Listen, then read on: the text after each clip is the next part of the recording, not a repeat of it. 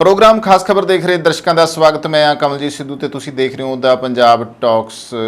नवजोत सिंह सिद्धू नूं कांग्रेस दे विच कोई जगह ना मिलण दे उत्ते हुण छिड़ी है नवीं चर्चा। ते दूसरे पासे फिल्म अदाकार सनी देओल नूं नहीं रास आई सियासत, क्योंकि एक खिडारी तो कलाकार ते सियासतदान बनिया ते दूसरा फिल्म अदाकार तो सियासतदान बनया। हुण दोनों की जिंदगी कशमकश विचाले इन्हां दोवां दे उत्ते गलबात करते हैं। सब तो पहली खबर वाल आउने आ।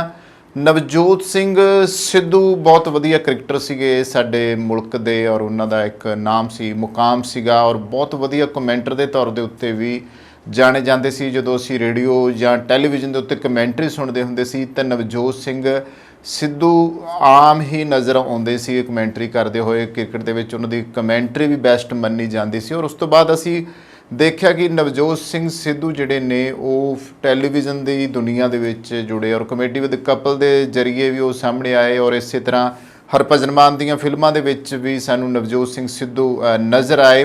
तो यानी उन्होंने कलाकारी अदाकारी के खेत्र दे विच भी पैर रखिया और टैलीविजन की दुनिया विच भी वो छाए रहे, क्योंकि कॉमेडी विद कपल दे विच वो जज की कुर्सी ते बैठे हुंदे सीगे जिथे हसना हसाउणा उन्हां दा काम सीगा। पर हसन हसाउण वाला ये शख्स अपनी बेबाकी करके पूरी दुनिया दे विच चर्चा का विषय सी, छाया होया सीगा।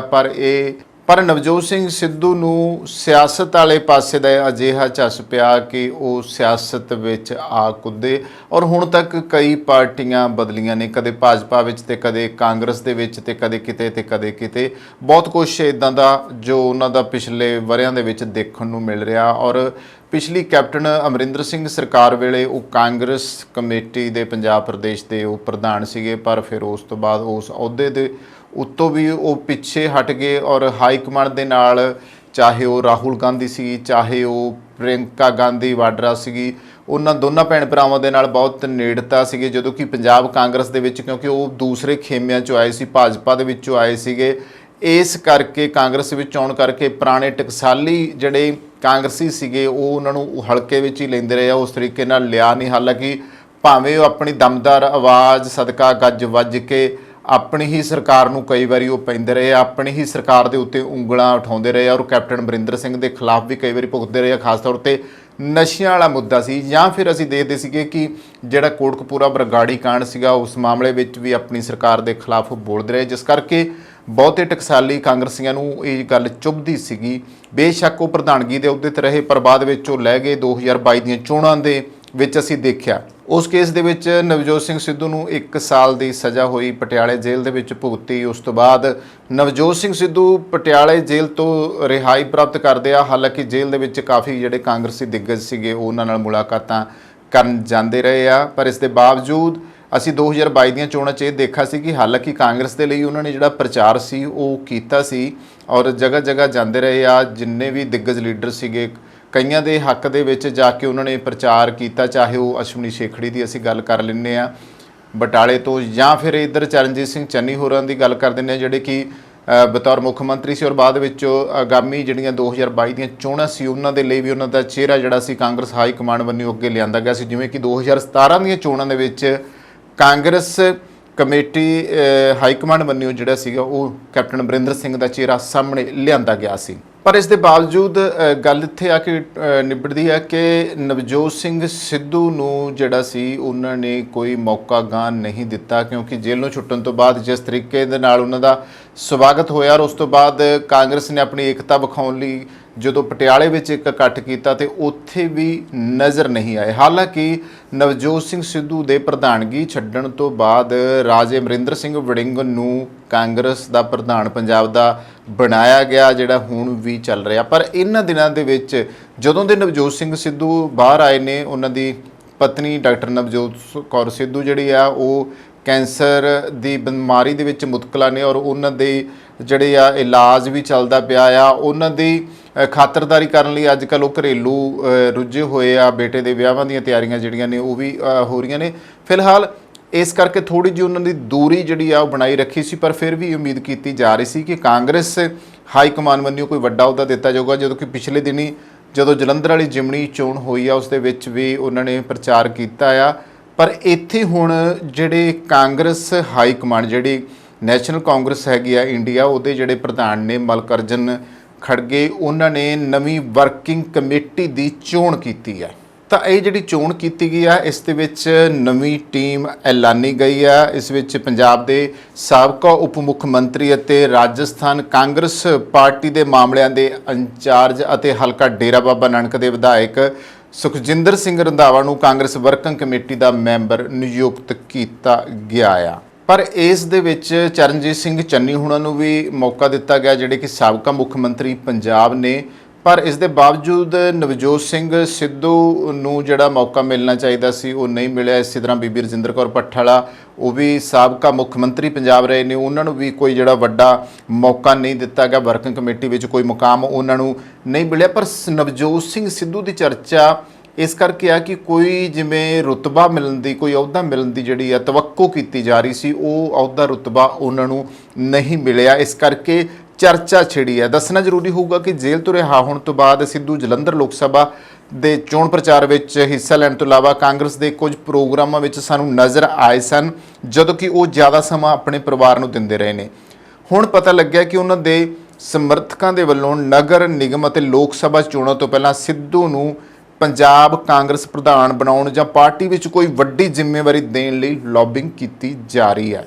ਉਸ ਕੇਸ ਦੇ ਵਿੱਚ ਨਵਜੋਤ ਸਿੰਘ ਸਿੱਧੂ ਨੂੰ 1 ਸਾਲ ਦੀ ਸਜ਼ਾ ਹੋਈ, ਪਟਿਆਲੇ ਜੇਲ੍ਹ ਦੇ ਵਿੱਚ ਭੁਗਤੀ। ਉਸ ਤੋਂ ਬਾਅਦ ਨਵਜੋਤ ਸਿੰਘ ਸਿੱਧੂ ਪਟਿਆਲੇ ਜੇਲ੍ਹ ਤੋਂ ਰਿਹਾਈ ਪ੍ਰਾਪਤ ਕਰਦੇ ਆ। ਹਾਲਾਂਕਿ ਜੇਲ੍ਹ ਦੇ ਵਿੱਚ ਕਾਫੀ ਜਿਹੜੇ ਕਾਂਗਰਸੀ ਦਿੱਗਜ ਸੀਗੇ ਉਹ ਉਹਨਾਂ ਨਾਲ ਮੁਲਾਕਾਤਾਂ ਕਰਨ ਜਾਂਦੇ ਰਹੇ ਆ। ਪਰ ਇਸ ਦੇ ਬਾਵਜੂਦ ਅਸੀਂ 2022 ਦੀਆਂ ਚੋਣਾਂ 'ਚ ਇਹ ਦੇਖਿਆ ਸੀ ਕਿ ਹਾਲਾਂਕਿ ਕਾਂਗਰਸ ਦੇ ਲਈ ਉਹਨਾਂ ਨੇ ਜਿਹੜਾ ਪ੍ਰਚਾਰ ਸੀ ਉਹ ਕੀਤਾ ਸੀ ਔਰ ਜਗ੍ਹਾ ਜਗ੍ਹਾ ਜਾਂਦੇ ਰਹੇ ਆ। ਜਿੰਨੇ ਵੀ ਦਿੱਗਜ ਲੀਡਰ ਸੀਗੇ, ਕਈਆਂ ਦੇ ਹੱਕ ਦੇ ਵਿੱਚ ਜਾ ਕੇ ਉਹਨਾਂ ਨੇ ਪ੍ਰਚਾਰ ਕੀਤਾ, ਚਾਹੇ ਉਹ ਅਸ਼ਵਨੀ ਸ਼ੇਖੜੀ ਦੀ ਅਸੀਂ ਗੱਲ ਕਰ ਲੈਂਦੇ ਹਾਂ ਬਟਾਲੇ ਤੋਂ, ਜਾਂ ਫਿਰ ਇੱਧਰ ਚਰਨਜੀਤ ਸਿੰਘ ਚੰਨੀ ਹੋਰਾਂ ਦੀ ਗੱਲ ਕਰ ਦਿੰਦੇ ਹਾਂ, ਜਿਹੜੇ ਕਿ ਬਤੌਰ ਮੁੱਖ ਮੰਤਰੀ ਸੀ ਔਰ ਬਾਅਦ ਵਿੱਚ ਆਗਾਮੀ ਜਿਹੜੀਆਂ 2022 ਦੀਆਂ ਚੋਣਾਂ ਸੀ ਉਹਨਾਂ ਦੇ ਲਈ ਵੀ ਉਹਨਾਂ ਦਾ ਚਿਹਰਾ ਜਿਹੜਾ ਸੀ ਕਾਂਗਰਸ ਹਾਈ ਕਮਾਂਡ ਵੱਲੋਂ ਅੱਗੇ ਲਿਆਂਦਾ ਗਿਆ ਸੀ। ਜਿਵੇਂ ਕਿ 2017 ਦੀਆਂ ਚੋਣਾਂ ਦੇ ਵਿੱਚ ਕਾਂਗਰਸ ਕਮੇਟੀ ਹਾਈ ਕਮਾਂਡ ਵੱਲੋਂ ਜਿਹੜਾ ਸੀਗਾ ਉਹ ਕੈਪਟਨ ਅਮਰਿੰਦਰ ਸਿੰਘ ਦਾ ਚਿਹਰਾ ਸਾਹਮਣੇ ਲਿਆਂਦਾ ਗਿਆ ਸੀ।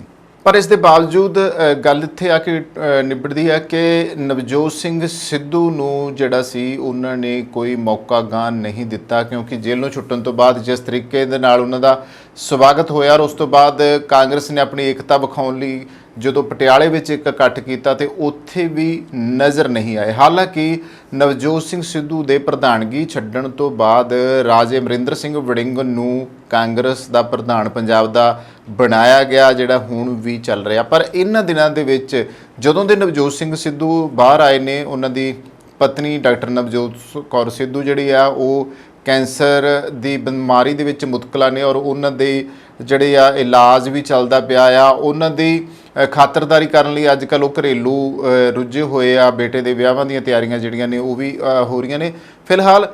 ਇਸ ਕਰਕੇ ਥੋੜ੍ਹੀ ਜਿਹੀ ਉਹਨਾਂ ਦੀ ਦੂਰੀ ਜਿਹੜੀ ਆ ਉਹ ਬਣਾਈ ਰੱਖੀ ਸੀ, ਪਰ ਫਿਰ ਵੀ ਉਮੀਦ ਕੀਤੀ ਜਾ ਰਹੀ ਸੀ ਕਿ ਕਾਂਗਰਸ ਹਾਈ ਕਮਾਨ ਵੱਲੋਂ ਕੋਈ ਵੱਡਾ ਅਹੁਦਾ ਦਿੱਤਾ ਜਾਊਗਾ। ਜਦੋਂ ਕਿ ਪਿਛਲੇ ਦਿਨੀ ਜਦੋਂ ਜਲੰਧਰ ਵਾਲੀ ਜਿਮਣੀ ਚੋਣ ਹੋਈ ਆ ਉਸ ਦੇ ਵਿੱਚ ਵੀ ਉਹਨਾਂ ਨੇ ਪ੍ਰਚਾਰ ਕੀਤਾ ਆ। ਪਰ ਇੱਥੇ ਹੁਣ ਜਿਹੜੇ ਕਾਂਗਰਸ ਹਾਈ ਕਮਾਂਡ, ਜਿਹੜੀ ਨੈਸ਼ਨਲ ਕਾਂਗਰਸ ਹੈਗੀ ਆ ਇੰਡੀਆ, ਉਹਦੇ ਜਿਹੜੇ ਪ੍ਰਧਾਨ ਨੇ ਮਲਕਰਜਨ ਖੜਗੇ, ਉਹਨਾਂ ਨੇ ਨਵੀਂ ਵਰਕਿੰਗ ਕਮੇਟੀ ਦੀ ਚੋਣ ਕੀਤੀ ਹੈ। ਤਾਂ ਇਹ ਜਿਹੜੀ ਚੋਣ ਕੀਤੀ ਗਈ ਆ, ਇਸ ਦੇ ਵਿੱਚ ਨਵੀਂ ਟੀਮ ਐਲਾਨੀ ਗਈ ਆ। ਇਸ ਵਿੱਚ ਪੰਜਾਬ ਦੇ ਸਾਬਕਾ ਉਪ ਮੁੱਖ ਮੰਤਰੀ ਅਤੇ ਰਾਜਸਥਾਨ ਕਾਂਗਰਸ ਪਾਰਟੀ ਦੇ ਮਾਮਲਿਆਂ ਦੇ ਇੰਚਾਰਜ ਅਤੇ ਹਲਕਾ ਡੇਰਾ ਬਾਬਾ ਨਾਨਕ ਦੇ ਵਿਧਾਇਕ ਸੁਖਜਿੰਦਰ ਸਿੰਘ ਰੰਧਾਵਾ ਨੂੰ ਕਾਂਗਰਸ ਵਰਕਿੰਗ ਕਮੇਟੀ ਦਾ ਮੈਂਬਰ ਨਿਯੁਕਤ ਕੀਤਾ ਗਿਆ ਆ। ਪਰ ਇਸ ਦੇ ਵਿੱਚ ਚਰਨਜੀਤ ਸਿੰਘ ਚੰਨੀ ਹੁਣਾਂ ਨੂੰ ਵੀ ਮੌਕਾ ਦਿੱਤਾ ਗਿਆ, ਜਿਹੜੇ ਕਿ ਸਾਬਕਾ ਮੁੱਖ ਮੰਤਰੀ ਪੰਜਾਬ ਨੇ।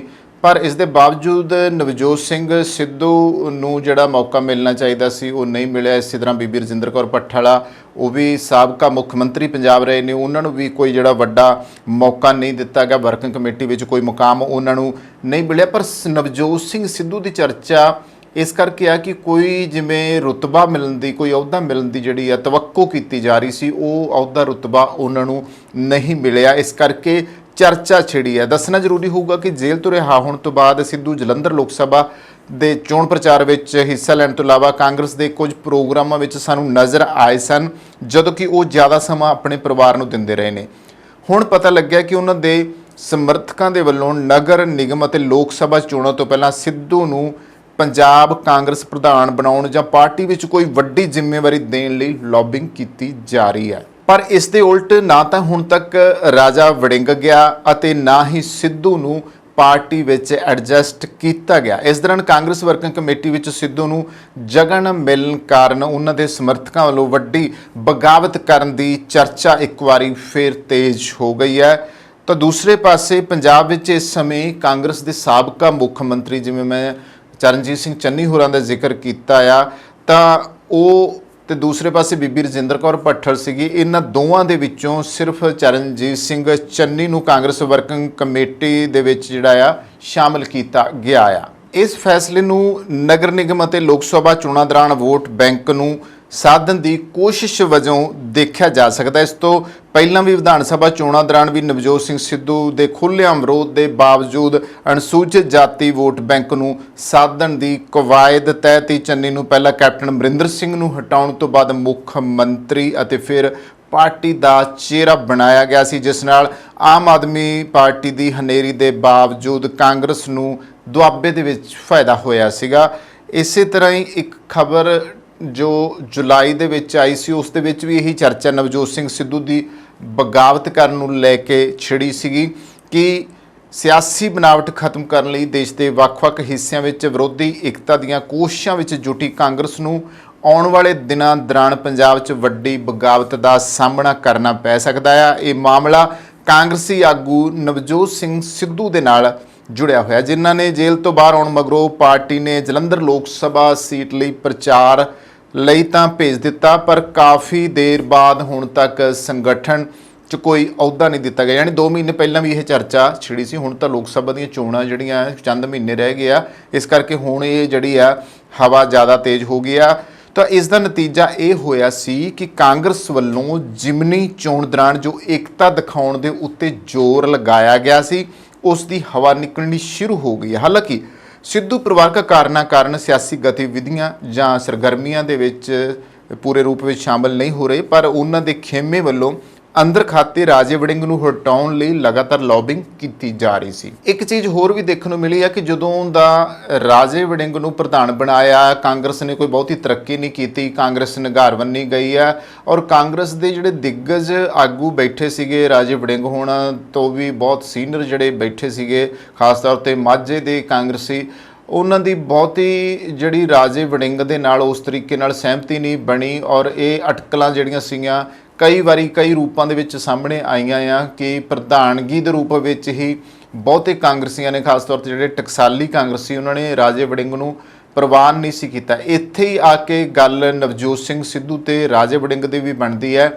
ਕਿ ਕੋਸ਼ਿਸ਼ਾਂ ਇਹੀ ਕੀਤੀਆਂ ਜਾ ਰਹੀਆਂ ਸੀਗੀਆਂ ਕਿ ਜੇ ਨਵਜੋਤ ਸਿੰਘ ਸਿੱਧੂ ਨੂੰ ਪੰਜਾਬ ਪ੍ਰਦੇਸ਼ ਕਾਂਗਰਸ ਕਮੇਟੀ ਦੀ ਪਹਿਲਾਂ ਵਾਲੀ ਪ੍ਰਧਾਨਗੀ ਵਾਪਸ ਮਿਲਦੀ ਹੈ ਤੇ ਰਾਜੇ ਵੜਿੰਗ ਨੂੰ ਗੁੱਠੇ ਲਾ ਦਿੱਤਾ ਜਾਂਦਾ ਹੈ, ਤਾਂ ਫਿਰ ਹੋ ਸਕਦਾ ਕਿ ਕਾਂਗਰਸ ਵਿੱਚ ਨਵੀਂ ਰੂਹ ਫੂਕੀ ਜਾ ਸਕੇ। ਪਰ ਇੱਥੇ ਰਿੜਕਾ ਇਹ ਵੀ ਆਉਂਦਾ ਆ ਕਿ ਨਵਜੋਤ ਸਿੰਘ ਸਿੱਧੂ ਦਾ ਜੋ ਅਕਸ ਹੁਣ ਤੱਕ ਬਣਿਆ ਉਹ ਇਹੀ ਬਣਿਆ ਕਿ ਹਾਲੇ ਤੱਕ ਵੀ ਨਵਜੋਤ ਸਿੰਘ ਸਿੱਧੂ ਉੱਤੇ ਉਹ ਠੱਪਾ ਲੱਗਿਆ ਆ ਕਿ ਉਹ ਜਿਵੇਂ ਆਮ ਸਿਆਸਤ ਦੇ ਵਿੱਚ ਉਹਨਾਂ ਦੀ ਚਰਚਾ ਛਿੜਦੀ ਆ ਕਿ ਉਹ ਬਿਨ ਪੈਂਦੇ ਦੇ ਲੋਟੇ ਨੇ ਜਾਂ ਥਾਲੀ ਦੇ ਬੈਂਗਣ ਇੱਦਾਂ ਕਿਹਾ ਜਾਂਦਾ, ਕਦੇ ਲੁੜਕ ਕੇ ਕਿਸੇ ਪਾਰਟੀ 'ਚ, ਕਦੇ ਕਿਸੇ ਪਾਰਟੀ ਵਿੱਚ, ਕਦੇ ਕਿਸੇ ਸਾਧ ਵਿੱਚ ਤੇ ਕਦੇ ਕਿਸੇ ਸਾਧ ਦੇ ਦੁਆਰੇ। ਇੱਦਾਂ ਦੀਆਂ ਗੱਲਾਂ ਆਮ ਹੀ ਸਿੱਧੂ ਵਾਸਤੇ ਮਸ਼ਹੂਰ ਸੀਗੀਆਂ ਕਿਉਂਕਿ ਕਹਿੰਦੇ ਨੇ ਕਿ ਉਹਨਾਂ ਦਾ ਇੱਕ ਜਗ੍ਹਾ ਕੋਈ ਟਿਕਾਣਾ ਨਹੀਂ, ਉਹ ਪਤਾ ਨਹੀਂ ਲੱਗਦਾ ਕਦੋਂ ਪਾਰਟੀ ਬਦਲ ਜਾਣ, ਕਦੋਂ ਕਿਸੇ ਲੀਡਰ ਦੇ ਸਿਫਤਾਂ ਕਰਨੀਆਂ ਸ਼ੁਰੂ ਕਰ ਦੇਣ ਤੇ ਕਦੋਂ ਕਿਸੇ।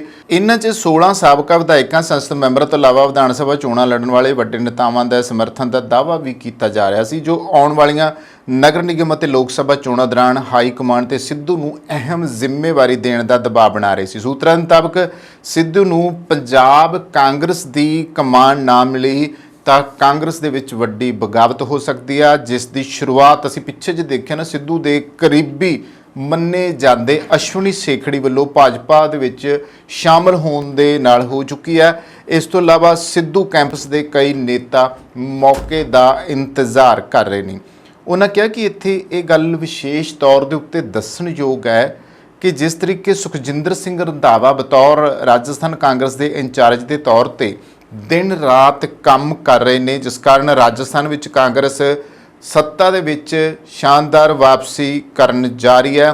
ਕਿਸ਼ਨ ਚੰਦਰ ਮਹਾਜਨ ਨੇ ਰੰਧਾਵਾ ਸਾਹਿਬ ਨੂੰ ਵਰਕਿੰਗ ਕਮੇਟੀ ਦਾ ਮੈਂਬਰ ਨਿਯੁਕਤ ਕਰਨ ਤੇ ਤੇ ਪਾਰਟੀ ਪ੍ਰਧਾਨ ਮੱਲਿਕਾਰਜੁਨ ਖੜਗੇ, ਸੋਨੀਆ ਗਾਂਧੀ ਅਤੇ ਰਾਹੁਲ ਗਾਂਧੀ ਦਾ ਦਿਲ ਦੀਆਂ ਗਹਿਰਾਈਆਂ ਤੋਂ ਧੰਨਵਾਦ ਕੀਤਾ ਆ ਤੇ ਨਾਲ ਹੀ ਇਹ ਗੱਲ ਕੀਤੀ ਹੈ ਕਿ ਰੰਧਾਵਾ ਸਾਹਿਬ ਦੀ ਨਿਯੁਕਤੀ ਨਾਲ ਕਾਂਗਰਸ ਦੇਸ਼ ਵਿੱਚ ਖਾਸ ਕਰਕੇ ਪੰਜਾਬ ਅਤੇ ਰਾਜਸਥਾਨ ਦੇ ਵਿੱਚ ਹੋਰ ਮਜ਼ਬੂਤ ਹੋਵੇਗੀ ਤੇ 2024 ਵਿੱਚ ਸੈਂਟਰ ਵਿੱਚ ਆਪਣੀ ਸਰਕਾਰ ਬਣਾਊਗੀ। ਹੁਣ ਇਹਦੇ ਵਿੱਚ ਕੋਈ ਸ਼ੱਕ ਨਹੀਂਗਾ ਕਿ ਕਾਂਗਰਸ ਆਪਣੇ ਦਾਅਵੇ ਕਰਦੀ ਪਈ ਆ, ਪਰ ਜੋ ਦੇਸ਼ ਦੇ ਵਿੱਚ ਮੁਹੱਬਤ ਦੀ ਦੁਕਾਨ ਖੋਲ੍ਹਣ ਵਾਲੀ ਗੱਲ ਰਾਹੁਲ ਗਾਂਧੀ ਕਰਦੇ ਆਏ ਨੇ, ਪਰ ਇੱਥੇ ਲੱਗਦਾ ਹੈ ਕਿ ਪੰਜਾਬ ਦੇ ਵਿੱਚ ਹੁਣ ਕੁਝ ਕੁ ਕਾਂਗਰਸੀਆਂ ਨੂੰ ਛੱਡ ਕੇ ਬਾਕੀਆਂ ਲਈ ਮੁਹੱਬਤ ਦੀ ਦੁਕਾਨ ਨਹੀਂ ਖੋਲ੍ਹ ਰਹੀ। ਇਹ ਸਭ ਤੋਂ ਜਿਹੜੀ ਵੱਡੀ ਦਿੱਕਤ ਆ ਸਾਹਮਣਾ ਉਹਨਾਂ ਨੂੰ ਕਰਨਾ ਪੈ ਰਿਹਾ।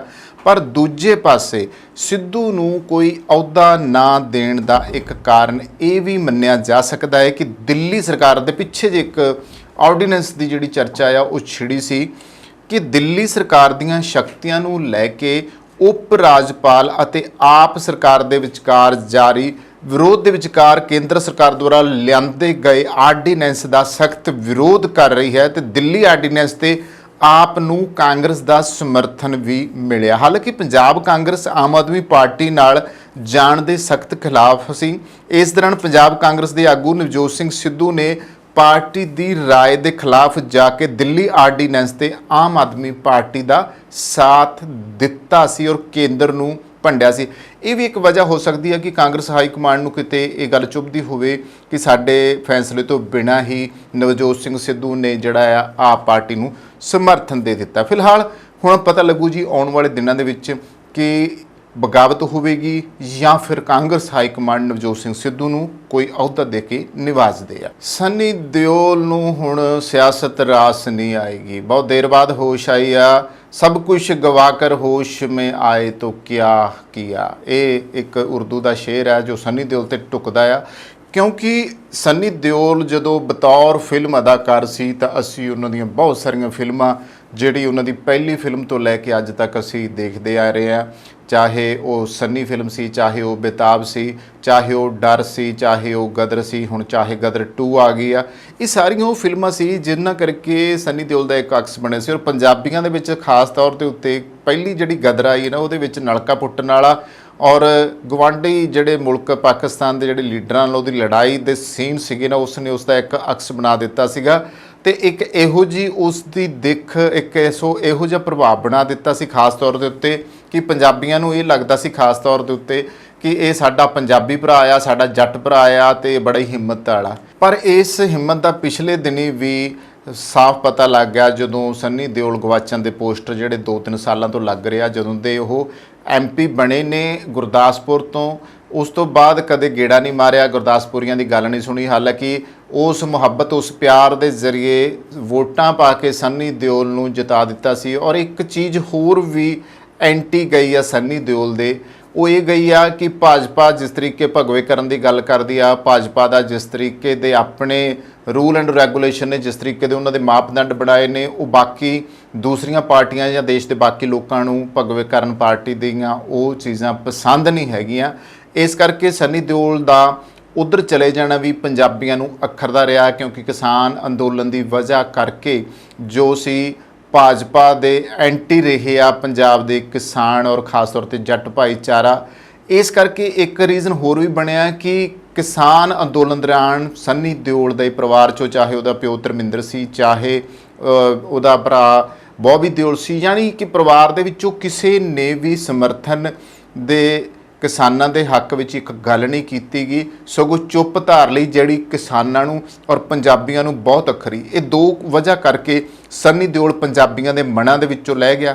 ਇਹ ਦੋ ਵਜ੍ਹਾ ਦੇ ਕਰਕੇ ਜਿਹੜੀ ਉਹਦੀ ਇੱਕ ਅਕਸ ਬਹੁਤ ਸੋਹਣਾ ਬਣਿਆ ਹੋਇਆ ਸੀ ਉਹ ਬਿਲਕੁਲ ਖਰਾਬ ਹੋਇਆ, ਕਿਉਂਕਿ ਸਾਰਿਆਂ ਨੇ ਫਿਰ ਜਿਹੜਾ ਥੱਲੇ ਕਮੈਂਟ ਕੀਤੇ ਉਹਨਾਂ ਦੀਆਂ ਪੋਸਟਾਂ ਤੇ, ਉਹ ਫਿਰ ਪੁੱਛੋ ਨਾ ਕਿ ਕੀ ਕਮੈਂਟ ਸੀਗੇ ਕਿ ਆਖਰ ਪੰਜਾਬੀ ਹੋਣ ਦੇ ਨਾਤੇ ਕੋਈ ਤੁਸੀਂ ਜੱਟ ਭਾਈਚਾਰੇ ਨਾਲ ਖੜਦੇ, ਕੋਈ ਕਿਸਾਨਾਂ ਨਾਲ ਖੜਦੇ, ਕੋਈ ਪੰਜਾਬ ਜਿੱਥੇ ਤੁਹਾਡੀਆਂ ਫਿਲਮਾਂ ਚੱਲਦੀਆਂ ਤੁਸੀਂ ਉਹਨਾਂ ਨਾਲ ਖੜਦੇ, ਪਰ ਸਨੀ ਦਿਓਲ ਹੁਣੀ ਬਿਲਕੁਲ ਖੜੇ ਹੀ ਨਹੀਂ ਗਏ ਇਸ ਮਾਮਲੇ ਦੇ ਵਿੱਚ। ਅੱਜ ਕੱਲ੍ਹ ਚਰਚਾ ਇਹ ਛਿੜੀ ਹੋਈ ਆ ਕਿ ਫਿਲਮ ਗਦਰ 2 ਦੀ ਸਫਲਤਾ ਦੇ ਨਾਲ ਸਨੀ ਦਿਓਲ ਚਰਚਾ 'ਚ ਆ, ਕਿਉਂਕਿ 10 ਸਾਲ ਫਲਾਪ ਫਿਲਮਾਂ ਦੇਣ ਤੋਂ ਬਾਅਦ ਸਨੀ ਦਿਓਲ ਵਾਪਸ ਜੋ ਆ ਇੱਕ ਵਾਰੀ ਫੇਰ ਤੋਂ ਗਦਰ 2 ਦੇ ਰਾਹੀਂ ਦੁਨੀਆ 'ਚ ਛਾ ਗਏ ਨੇ ਔਰ ਪਤਾ ਲੱਗਾ ਹੈ ਕਿ ਘੱਟੋ ਘੱਟ 300-400 ਕਰੋੜ ਰੁਪਏ ਦੀ ਕਮਾਈ ਇਸ ਫਿਲਮ ਨੇ ਇਹਨਾਂ ਦਿਨਾਂ ਦੇ ਵਿੱਚ ਕੀਤੀ ਆ। ਇੱਕ ਵਾਰੀ ਫੇਰ ਉਹਨਾਂ ਨੇ ਕੁਝ ਆਪਣੀਆਂ ਨਵੀਆਂ ਫਿਲਮਾਂ ਦਾ ਐਲਾਨ ਕੀਤਾ, ਪਰ ਉਸ ਐਲਾਨ ਦੇ ਨਾਲ ਹੁਣ ਸਿਆਸਤ ਦੇ ਬਾਰੇ ਵੀ ਉਹਨਾਂ ਨੇ ਇੱਕ ਐਲਾਨ ਕੀਤਾ ਆ। ਤਾਂ ਸਨੀ ਦਿਓਲ ਨੇ ਭਾਜਪਾ ਨੂੰ ਵੱਡਾ ਝਟਕਾ ਦਿੱਤਾ ਆ, ਇਹ ਕਹਿ ਕੇ ਕਿ ਹੁਣ ਆਗਾਮੀ ਉਹ 2024 ਦੀਆਂ ਜਿਹੜੀਆਂ ਲੋਕ ਸਭਾ ਚੋਣਾਂ ਨੇ ਉਹ ਨਹੀਂ ਲੜਨਗੇ। ਸਨੀ ਦਿਓਲ ਨੂੰ ਹੁਣ ਸਿਆਸਤ ਰਾਸ ਨਹੀਂ ਆਏਗੀ। ਬਹੁਤ ਦੇਰ ਬਾਅਦ ਹੋਸ਼ ਆਈ ਆ, ਸਭ ਕੁਝ ਗਵਾ ਕਰ ਹੋਸ਼ में आए तो क्या किया। ਇਹ ਇੱਕ ਉਰਦੂ ਦਾ ਸ਼ੇਰ ਹੈ ਜੋ ਸਨੀ ਦਿਓਲ ਤੇ ਟੁਕਦਾ ਆ, ਕਿਉਂਕਿ ਸਨੀ ਦਿਓਲ ਜਦੋਂ ਬਤੌਰ ਫਿਲਮ ਅਦਾਕਾਰ ਸੀ ਤਾਂ ਅਸੀਂ ਉਹਨਾਂ ਦੀਆਂ ਬਹੁਤ ਸਾਰੀਆਂ ਫਿਲਮਾਂ, ਜਿਹੜੀ ਉਹਨਾਂ ਦੀ ਪਹਿਲੀ ਫਿਲਮ ਤੋਂ ਲੈ ਕੇ ਅੱਜ ਤੱਕ ਅਸੀਂ ਦੇਖਦੇ ਆ ਰਹੇ ਹਾਂ, ਚਾਹੇ ਉਹ ਸਨੀ ਫਿਲਮ ਸੀ, ਚਾਹੇ ਉਹ ਬੇਤਾਬ ਸੀ, ਚਾਹੇ ਉਹ ਡਰ ਸੀ, ਚਾਹੇ ਉਹ ਗਦਰ ਸੀ, ਹੁਣ ਚਾਹੇ ਗਦਰ 2 ਆ ਗਈ ਆ। ਇਹ ਸਾਰੀਆਂ ਉਹ ਫਿਲਮਾਂ ਸੀ ਜਿਨ੍ਹਾਂ ਕਰਕੇ ਸਨੀ ਦਿਓਲ ਦਾ ਇੱਕ ਅਕਸ ਬਣਿਆ ਸੀ। ਔਰ ਪੰਜਾਬੀਆਂ ਦੇ ਵਿੱਚ ਖਾਸ ਤੌਰ ਦੇ ਉੱਤੇ ਪਹਿਲੀ ਜਿਹੜੀ ਗਦਰ ਆਈ ਨਾ, ਉਹਦੇ ਵਿੱਚ ਨਲਕਾ ਪੁੱਟਣ ਵਾਲਾ ਔਰ ਗਵਾਂਢੀ ਜਿਹੜੇ ਮੁਲਕ ਪਾਕਿਸਤਾਨ ਦੇ ਜਿਹੜੇ ਲੀਡਰਾਂ ਨਾਲ ਉਹਦੀ ਲੜਾਈ ਦੇ ਸੀਨ ਸੀਗੇ ਨਾ, ਉਸਨੇ ਉਸ ਦਾ ਇੱਕ ਅਕਸ ਬਣਾ ਦਿੱਤਾ ਸੀਗਾ। ਤੇ ਇੱਕ ਇਹੋ ਜੀ ਉਸ ਦੀ ਦਿੱਖ, ਇੱਕ ਇਹੋ ਜਿਹਾ ਪ੍ਰਭਾਵ ਬਣਾ ਦਿੱਤਾ ਸੀ ਖਾਸ ਤੌਰ ਦੇ ਉੱਤੇ ਕਿ ਪੰਜਾਬੀਆਂ ਨੂੰ ਇਹ ਲੱਗਦਾ ਸੀ ਖਾਸ ਤੌਰ ਦੇ ਉੱਤੇ ਕਿ ਇਹ ਸਾਡਾ ਪੰਜਾਬੀ ਭਰਾ ਆ, ਸਾਡਾ ਜੱਟ ਭਰਾ ਆ ਤੇ ਬੜਾ ਹੀ ਹਿੰਮਤ ਵਾਲਾ। ਪਰ ਇਸ ਹਿੰਮਤ ਦਾ ਪਿਛਲੇ ਦਿਨੀ ਵੀ ਸਾਫ਼ ਪਤਾ ਲੱਗ ਗਿਆ ਜਦੋਂ ਸਨੀ ਦਿਓਲ ਗਵਾਚਣ ਦੇ ਪੋਸਟਰ ਜਿਹੜੇ 2-3 ਸਾਲਾਂ ਤੋਂ ਲੱਗ ਰਿਹਾ, ਜਦੋਂ ਦੇ ਉਹ MP ਬਣੇ ਨੇ ਗੁਰਦਾਸਪੁਰ ਤੋਂ, ਉਸ ਤੋਂ ਬਾਅਦ ਕਦੇ ਗੇੜਾ ਨਹੀਂ ਮਾਰਿਆ, ਗੁਰਦਾਸਪੁਰੀਆਂ ਦੀ ਗੱਲ ਨਹੀਂ ਸੁਣੀ। ਹਾਲਾਂਕਿ ਉਸ ਮੁਹੱਬਤ, ਉਸ ਪਿਆਰ ਦੇ ਜ਼ਰੀਏ ਵੋਟਾਂ ਪਾ ਕੇ ਸਨੀ ਦਿਓਲ ਨੂੰ ਜਿਤਾ ਦਿੱਤਾ ਸੀ। ਔਰ ਇੱਕ ਚੀਜ਼ ਹੋਰ ਵੀ ਐਂਟੀ ਗਈ ਆ ਸਨੀ ਦਿਓਲ ਦੇ, ਉਹ ਇਹ ਗਈ ਆ ਕਿ ਭਾਜਪਾ ਜਿਸ ਤਰੀਕੇ ਭਗਵੇ ਕਰਨ ਦੀ ਗੱਲ ਕਰਦੀ ਆ, ਭਾਜਪਾ ਦਾ ਜਿਸ ਤਰੀਕੇ ਦੇ ਆਪਣੇ ਰੂਲ ਐਂਡ ਰੈਗੂਲੇਸ਼ਨ ਨੇ, ਜਿਸ ਤਰੀਕੇ ਦੇ ਉਹਨਾਂ ਦੇ ਮਾਪਦੰਡ ਬਣਾਏ ਨੇ, ਉਹ ਬਾਕੀ ਦੂਸਰੀਆਂ ਪਾਰਟੀਆਂ ਜਾਂ ਦੇਸ਼ ਦੇ ਬਾਕੀ ਲੋਕਾਂ ਨੂੰ ਭਗਵੇ ਕਰਨ ਪਾਰਟੀ ਦੀਆਂ ਉਹ ਚੀਜ਼ਾਂ ਪਸੰਦ ਨਹੀਂ ਹੈਗੀਆਂ। ਇਸ ਕਰਕੇ ਸਨੀ ਦਿਓਲ ਦਾ ਉਧਰ ਚਲੇ ਜਾਣਾ ਵੀ ਪੰਜਾਬੀਆਂ ਨੂੰ ਅੱਖਰਦਾ ਰਿਹਾ, ਕਿਉਂਕਿ ਕਿਸਾਨ ਅੰਦੋਲਨ ਦੀ ਵਜ੍ਹਾ ਕਰਕੇ ਜੋ ਸੀ ਭਾਜਪਾ ਦੇ ਐਂਟੀ ਰਹੇ ਆ ਪੰਜਾਬ ਦੇ ਕਿਸਾਨ ਔਰ ਖਾਸ ਤੌਰ ਤੇ ਜੱਟ ਭਾਈਚਾਰਾ। ਇਸ ਕਰਕੇ ਇੱਕ ਰੀਜ਼ਨ ਹੋਰ ਵੀ ਬਣਿਆ ਕਿ ਕਿਸਾਨ ਅੰਦੋਲਨ ਦੌਰਾਨ ਸਨੀ ਦਿਓਲ ਦੇ ਪਰਿਵਾਰ ਚੋਂ, ਚਾਹੇ ਉਹਦਾ ਪਿਓ ਧਰਮਿੰਦਰ ਸੀ, ਚਾਹੇ ਉਹਦਾ ਭਰਾ ਬੌਬੀ ਦਿਓਲ ਸੀ, ਯਾਨੀ ਕਿ ਪਰਿਵਾਰ ਦੇ ਵਿੱਚੋਂ ਕਿਸੇ ਨੇ ਵੀ ਸਮਰਥਨ ਦੇ ਕਿਸਾਨਾਂ ਦੇ ਹੱਕ ਵਿੱਚ ਇੱਕ ਗੱਲ ਨਹੀਂ ਕੀਤੀ ਗਈ, ਸਗੋਂ ਚੁੱਪ ਧਾਰ ਲਈ ਜਿਹੜੀ ਕਿਸਾਨਾਂ ਨੂੰ ਔਰ ਪੰਜਾਬੀਆਂ ਨੂੰ ਬਹੁਤ ਅੱਖਰੀ। ਇਹ ਦੋ ਵਜ੍ਹਾ ਕਰਕੇ ਸਨੀ ਦਿਓਲ ਪੰਜਾਬੀਆਂ ਦੇ ਮਨਾਂ ਦੇ ਵਿੱਚੋਂ ਲੈ ਗਿਆ। ਇਹ ਦੋ ਵਜ੍ਹਾ ਦੇ ਕਰਕੇ ਜਿਹੜੀ ਉਹਦੀ ਇੱਕ ਅਕਸ ਬਹੁਤ ਸੋਹਣਾ ਬਣਿਆ ਹੋਇਆ ਸੀ ਉਹ ਬਿਲਕੁਲ ਖਰਾਬ ਹੋਇਆ, ਕਿਉਂਕਿ ਸਾਰਿਆਂ ਨੇ ਫਿਰ ਜਿਹੜਾ ਥੱਲੇ ਕਮੈਂਟ ਕੀਤੇ ਉਹਨਾਂ ਦੀਆਂ ਪੋਸਟਾਂ ਤੇ, ਉਹ ਫਿਰ ਪੁੱਛੋ ਨਾ ਕਿ ਕੀ ਕਮੈਂਟ ਸੀਗੇ ਕਿ ਆਖਰ ਪੰਜਾਬੀ ਹੋਣ ਦੇ ਨਾਤੇ ਕੋਈ ਤੁਸੀਂ ਜੱਟ ਭਾਈਚਾਰੇ ਨਾਲ ਖੜਦੇ, ਕੋਈ ਕਿਸਾਨਾਂ ਨਾਲ ਖੜਦੇ, ਕੋਈ ਪੰਜਾਬ ਜਿੱਥੇ ਤੁਹਾਡੀਆਂ ਫਿਲਮਾਂ ਚੱਲਦੀਆਂ ਤੁਸੀਂ ਉਹਨਾਂ ਨਾਲ ਖੜਦੇ, ਪਰ ਸਨੀ ਦਿਓਲ ਹੁਣੀ ਬਿਲਕੁਲ ਖੜੇ ਹੀ ਨਹੀਂ ਗਏ ਇਸ ਮਾਮਲੇ ਦੇ ਵਿੱਚ। ਅੱਜ ਕੱਲ੍ਹ ਚਰਚਾ ਇਹ ਛਿੜੀ ਹੋਈ ਆ ਕਿ ਫਿਲਮ ਗਦਰ 2 ਦੀ ਸਫਲਤਾ ਦੇ ਨਾਲ ਸਨੀ ਦਿਓਲ ਚਰਚਾ 'ਚ ਆ, ਕਿਉਂਕਿ 10 ਸਾਲ ਫਲਾਪ ਫਿਲਮਾਂ ਦੇਣ ਤੋਂ ਬਾਅਦ ਸਨੀ ਦਿਓਲ ਵਾਪਸ ਜੋ ਆ ਇੱਕ ਵਾਰੀ ਫੇਰ ਤੋਂ ਗਦਰ 2 ਦੇ ਰਾਹੀਂ ਦੁਨੀਆ 'ਚ ਛਾ ਗਏ ਨੇ ਔਰ ਪਤਾ ਲੱਗਾ ਹੈ ਕਿ ਘੱਟੋ ਘੱਟ 300-400 ਕਰੋੜ ਰੁਪਏ ਦੀ ਕਮਾਈ ਇਸ ਫਿਲਮ ਨੇ ਇਹਨਾਂ ਦਿਨਾਂ ਦੇ ਵਿੱਚ ਕੀਤੀ ਆ। ਇੱਕ ਵਾਰੀ ਫੇਰ ਉਹਨਾਂ ਨੇ ਕੁਝ ਆਪਣੀਆਂ ਨਵੀਆਂ ਫਿਲਮਾਂ ਦਾ ਐਲਾਨ ਕੀਤਾ, ਪਰ ਉਸ ਐਲਾਨ ਦੇ ਨਾਲ ਹੁਣ ਸਿਆਸਤ ਦੇ ਬਾਰੇ ਵੀ ਉਹਨਾਂ ਨੇ ਇੱਕ ਐਲਾਨ ਕੀਤਾ ਆ।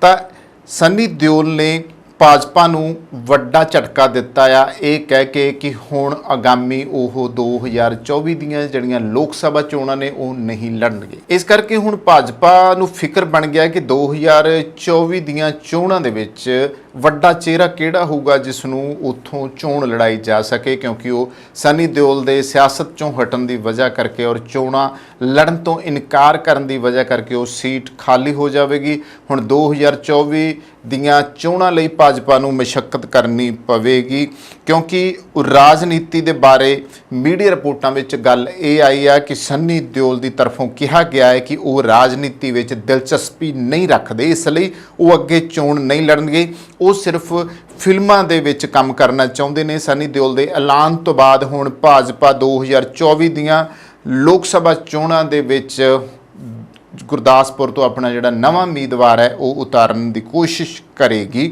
ਤੁਹਾਨੂੰ ਦੱਸ ਦਈਏ ਕਿ ਸਨੀ ਦਿਓਲ ਗੁਰਦਾਸਪੁਰ ਲੋਕ ਸਭਾ ਸੀਟ ਤੋਂ ਭਾਜਪਾ ਦੇ ਸੰਸਦ ਮੈਂਬਰ ਨੇ। ਇਹ ਸੀਟ ਭਾਜਪਾ ਲਈ ਬਹੁਤ ਅਹਿਮ ਮੰਨੀ ਜਾਂਦੀ ਹੈ। ਅਦਾਕਾਰ ਵਿਨੋਦ ਖੰਨਾ ਨੇ ਵੀ ਇਸ ਸੀਟ ਤੋਂ ਭਾਜਪਾ ਦੀ ਟਿਕਟ ਦੇ ਉੱਤੇ ਚੋਣ ਲੜੀ ਸੀ ਤੇ 1999 ਤੋਂ 2004 ਤੱਕ ਅਤੇ 2014 ਤੋਂ 2017 ਤੱਕ ਵਿਨੋਦ ਖੰਨਾ ਇਸ ਸੀਟ ਤੋਂ ਸੰਸਦ ਮੈਂਬਰ ਰਹੇ ਨੇ।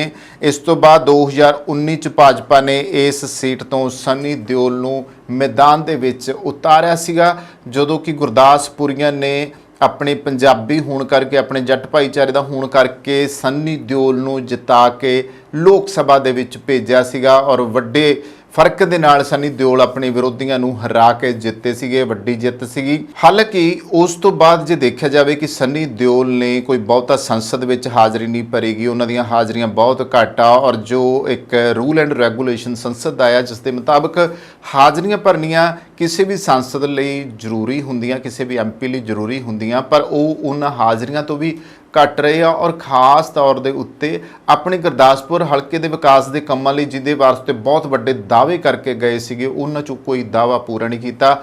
ਹਾਲਾਂਕਿ ਗੁਰਦਾਸਪੁਰੀਏ ਹੁਣ ਵੀ ਜਦੋਂ ਉੱਥੇ ਪਾਣੀ ਆ ਗਿਆ ਤੇ ਸਨੀ ਦਿਓਲ ਨੇ ਤਾਂ ਵੀ ਆ ਕੇ ਇੱਕ ਗੱਲ ਵੀ ਉਹਨਾਂ ਨਾਲ ਜਿਹੜੀ ਸੀਗੀ ਉਹ ਹਮਦਰਦੀ ਦੀ ਸਾਂਝੀ ਨਹੀਂ ਕੀਤੀ, ਜਿਸ ਵਜ੍ਹਾ ਕਰਕੇ ਉੱਥੇ ਦੇ ਲੋਕਾਂ ਨੇ ਕਹਿਣਾ ਕਿ ਫਿਲਮਾਂ ਦੇ ਵਿੱਚ ਨਲਕੇ ਪੁੱਟਣੇ ਬੜੇ ਸੌਖੇ ਆ, ਸਨੀ ਦਿਓਲ ਦੇ ਵਿੱਚ ਜੇ ਦਮ ਹੈਗਾ ਤੇ ਇੱਥੇ ਆ ਕੇ ਇੱਕ ਬੋਰੀ ਚੱਕ ਕੇ ਵਿਖਾ ਦੇਵੇ। ਦੋ ਲੋਕ ਇੱਥੋਂ ਤੱਕ ਗੱਲਾਂ ਕਹਿਣ ਤੱਕ ਚਲੇ ਗਏ। ਹੁਣ ਸਨੀ ਦਿਓਲ ਨੇ ਸ਼ਾਇਦ ਬਤੌਰ ਐਕਟਰ ਜਿਹੜਾ ਉਹਦਾ ਸਟਾਰਡਮ ਸੀਗਾ, ਇਹੋ ਜਿਹੀਆਂ ਗੱਲਾਂ ਕਦੇ ਉਹਨੂੰ ਸੁਣਨ ਦਾ ਮੌਕਾ ਨਹੀਂ ਮਿਲਿਆ ਜਿੰਨੀ ਇਸ ਤਰੀਕੇ ਨਾਲ ਬਦਖੋਈ ਹੋਈ ਆ ਔਰ ਗੁਰਦਾਸਪੁਰ ਦੇ ਵਿੱਚ ਹੋਈ ਆ। ਮੇਰਾ ਖਿਆਲ ਆ ਕਿ ਸਨੀ ਦਿਓਲ ਅਗਰ ਇੱਥੇ ਆਉਂਦਾ ਵੀ ਆ ਗੁਰਦਾਸਪੁਰ ਦੇ ਵਿੱਚ ਤਾਂ ਸ਼ਾਇਦ ਲੋਕਾਂ ਦੇ ਵੱਲੋਂ ਉਹ ਪਹਿਲਾਂ ਵਾਲਾ ਪਿਆਰ ਹੁਣ ਕਦੇ ਦੇਖਣ ਨੂੰ ਨਾ ਮਿਲੇ, ਉਹ ਪਹਿਲਾਂ ਵਰਗੀ ਦਿਲਚਸਪੀ ਲੋਕਾਂ ਦੀ ਵੀ ਸਨੀ ਦਿਓਲ ਦੇ ਵਿੱਚ ਨਹੀਂ ਰਹਿ ਗਈ। ਬਾਕੀ ਕਿਸਾਨ ਅੰਦੋਲਨ ਦੇ ਵੇਲੇ ਜਿਹੜਾ ਦਿਓਲ ਪਰਿਵਾਰ ਨੇ ਆਪਣਾ ਵਕਾਰ ਡਾਊਨ ਕਰ ਲਿਆ ਆ, ਉਹ ਸਭ ਤੋਂ ਵੱਡੀ ਇਹਨਾਂ ਦੀ ਕਮੀ ਹੈ ਜੋ ਨਜ਼ਰ ਆਉਂਦੀ ਹੈ। ਫਿਲਮ ਗਦਰ 2 ਦੀ ਸਫਲਤਾ ਤੋਂ ਬਾਅਦ ਅਦਾਕਾਰ ਸਨੀ ਦਿਓਲ ਇਸ ਕਰਕੇ ਵੀ ਚਰਚਾ 'ਚ ਨੇ ਕਿ ਇੱਕ ਤਾਂ ਚਲੋ ਫਿਲਮ ਹਿੱਟ ਹੋਈ ਆ, ਦੂਜੇ ਪਾਸੇ ਬੈਂਕ ਆਫ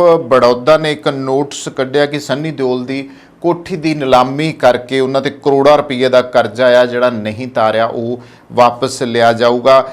ਬੈਂਕ ਨੇ ਬਾਅਦ ਵਿੱਚ ਇਹ ਨਿਲਾਮੀ ਨੋਟਿਸ ਬੇਸ਼ੱਕ ਵਾਪਸ ਲੈ ਲਿਆ ਔਰ ਇਹ ਵੀ ਚਰਚਾ ਮੀਡੀਆ ਵਿੱਚ ਹੋਈ ਜਾਂਦੀ ਹੈ ਕਿ ਅਕਸ਼ੇ ਕੁਮਾਰ ਨੇ ਸਨੀ ਦਿਓਲ ਦੀ ਮਦਦ ਕੀਤੀ ਆ, ਪਰ ਇੱਦਾਂ ਕੁਛ ਵੀ ਨਹੀਂ ਗਾ। ਹਾਲਾਂਕਿ ਬੈਂਕ ਆਫ ਬੜੌਦਾ ਨੇ ਉਹ ਨੋਟਿਸ ਜਿਹੜਾ ਆ ਉਹ ਵਾਪਸ ਲੈ ਲਿਆ ਔਰ ਇਸ ਦੇ ਪਿੱਛੇ ਤਕਨੀਕੀ ਕਾਰਨ ਦੱਸਿਆ ਜਾ ਰਿਹਾ। ਤਾਂ ਇਸ ਦੇ ਵਿਚਕਾਰ ਹੀ ਜਦੋਂ ਇੱਕ ਪਾਸੇ ਫਿਲਮ ਹਿੱਟ ਹੋ ਰਹੀ ਹੈ, ਦੂਜੇ ਪਾਸੇ bank of Baroda the notice ਵਾਲੀ ਚਰਚਾ ਮੀਡੀਆ 'ਚ ਛੜੀ ਹੋਈ ਆ, ਤੀਸਰੇ ਪਾਸੇ ਹੁਣ ਆਹ ਚਰਚਾ ਕਿ ਸਨੀ ਦਿਓਲ ਨੇ ਬਿਲਕੁਲ 2024 ਦੀਆਂ ਲੋਕ ਸਭਾ ਦੇ ਵਿੱਚ ਚੋਣਾਂ ਨਾ ਲੜਨ ਦਾ ਐਲਾਨ ਕਰ ਦਿੱਤਾ ਆ। ਉਹਨਾਂ ਕਿਹਾ ਕਿ ਅਦਾਕਾਰ ਬਣੇ ਰਹਿਣਾ ਮੇਰੀ ਪਸੰਦ ਹੈ ਤੇ ਮੈਨੂੰ ਲੱਗਦਾ ਹੈ ਕਿ ਮੈਨੂੰ ਇੱਕ ਅਦਾਕਾਰ ਵਜੋਂ ਦੇਸ਼ ਦੀ ਸੇਵਾ ਕਰਨੀ ਚਾਹੀਦੀ ਹੈ ਜੋ ਮੈਂ ਕਰਦਾ ਰਿਹਾ। ਉਹਨਾਂ ਕਿਹਾ ਕਿ ਤੁਸੀਂ ਸਿਰਫ ਇੱਕ ਕੰਮ ਕਰ ਸਕਦੇ ਹੋ, ਇੱਕੋ ਸਮੇਂ ਕਈ ਕੰਮ ਕਰਨਾ ਅਸੰਭਵ ਹੈ। ਜਿਸ ਸੋਚ ਨਾਲ ਮੈਂ ਰਾਜਨੀਤੀ 'ਚ ਆਇਆ, ਮੈਂ ਐਕਟਰ ਹੁੰਦੇ ਹੋਏ ਵੀ ਉਹ ਸਭ ਕੁਝ ਕਰ ਸਕਦਾ ਹਾਂ।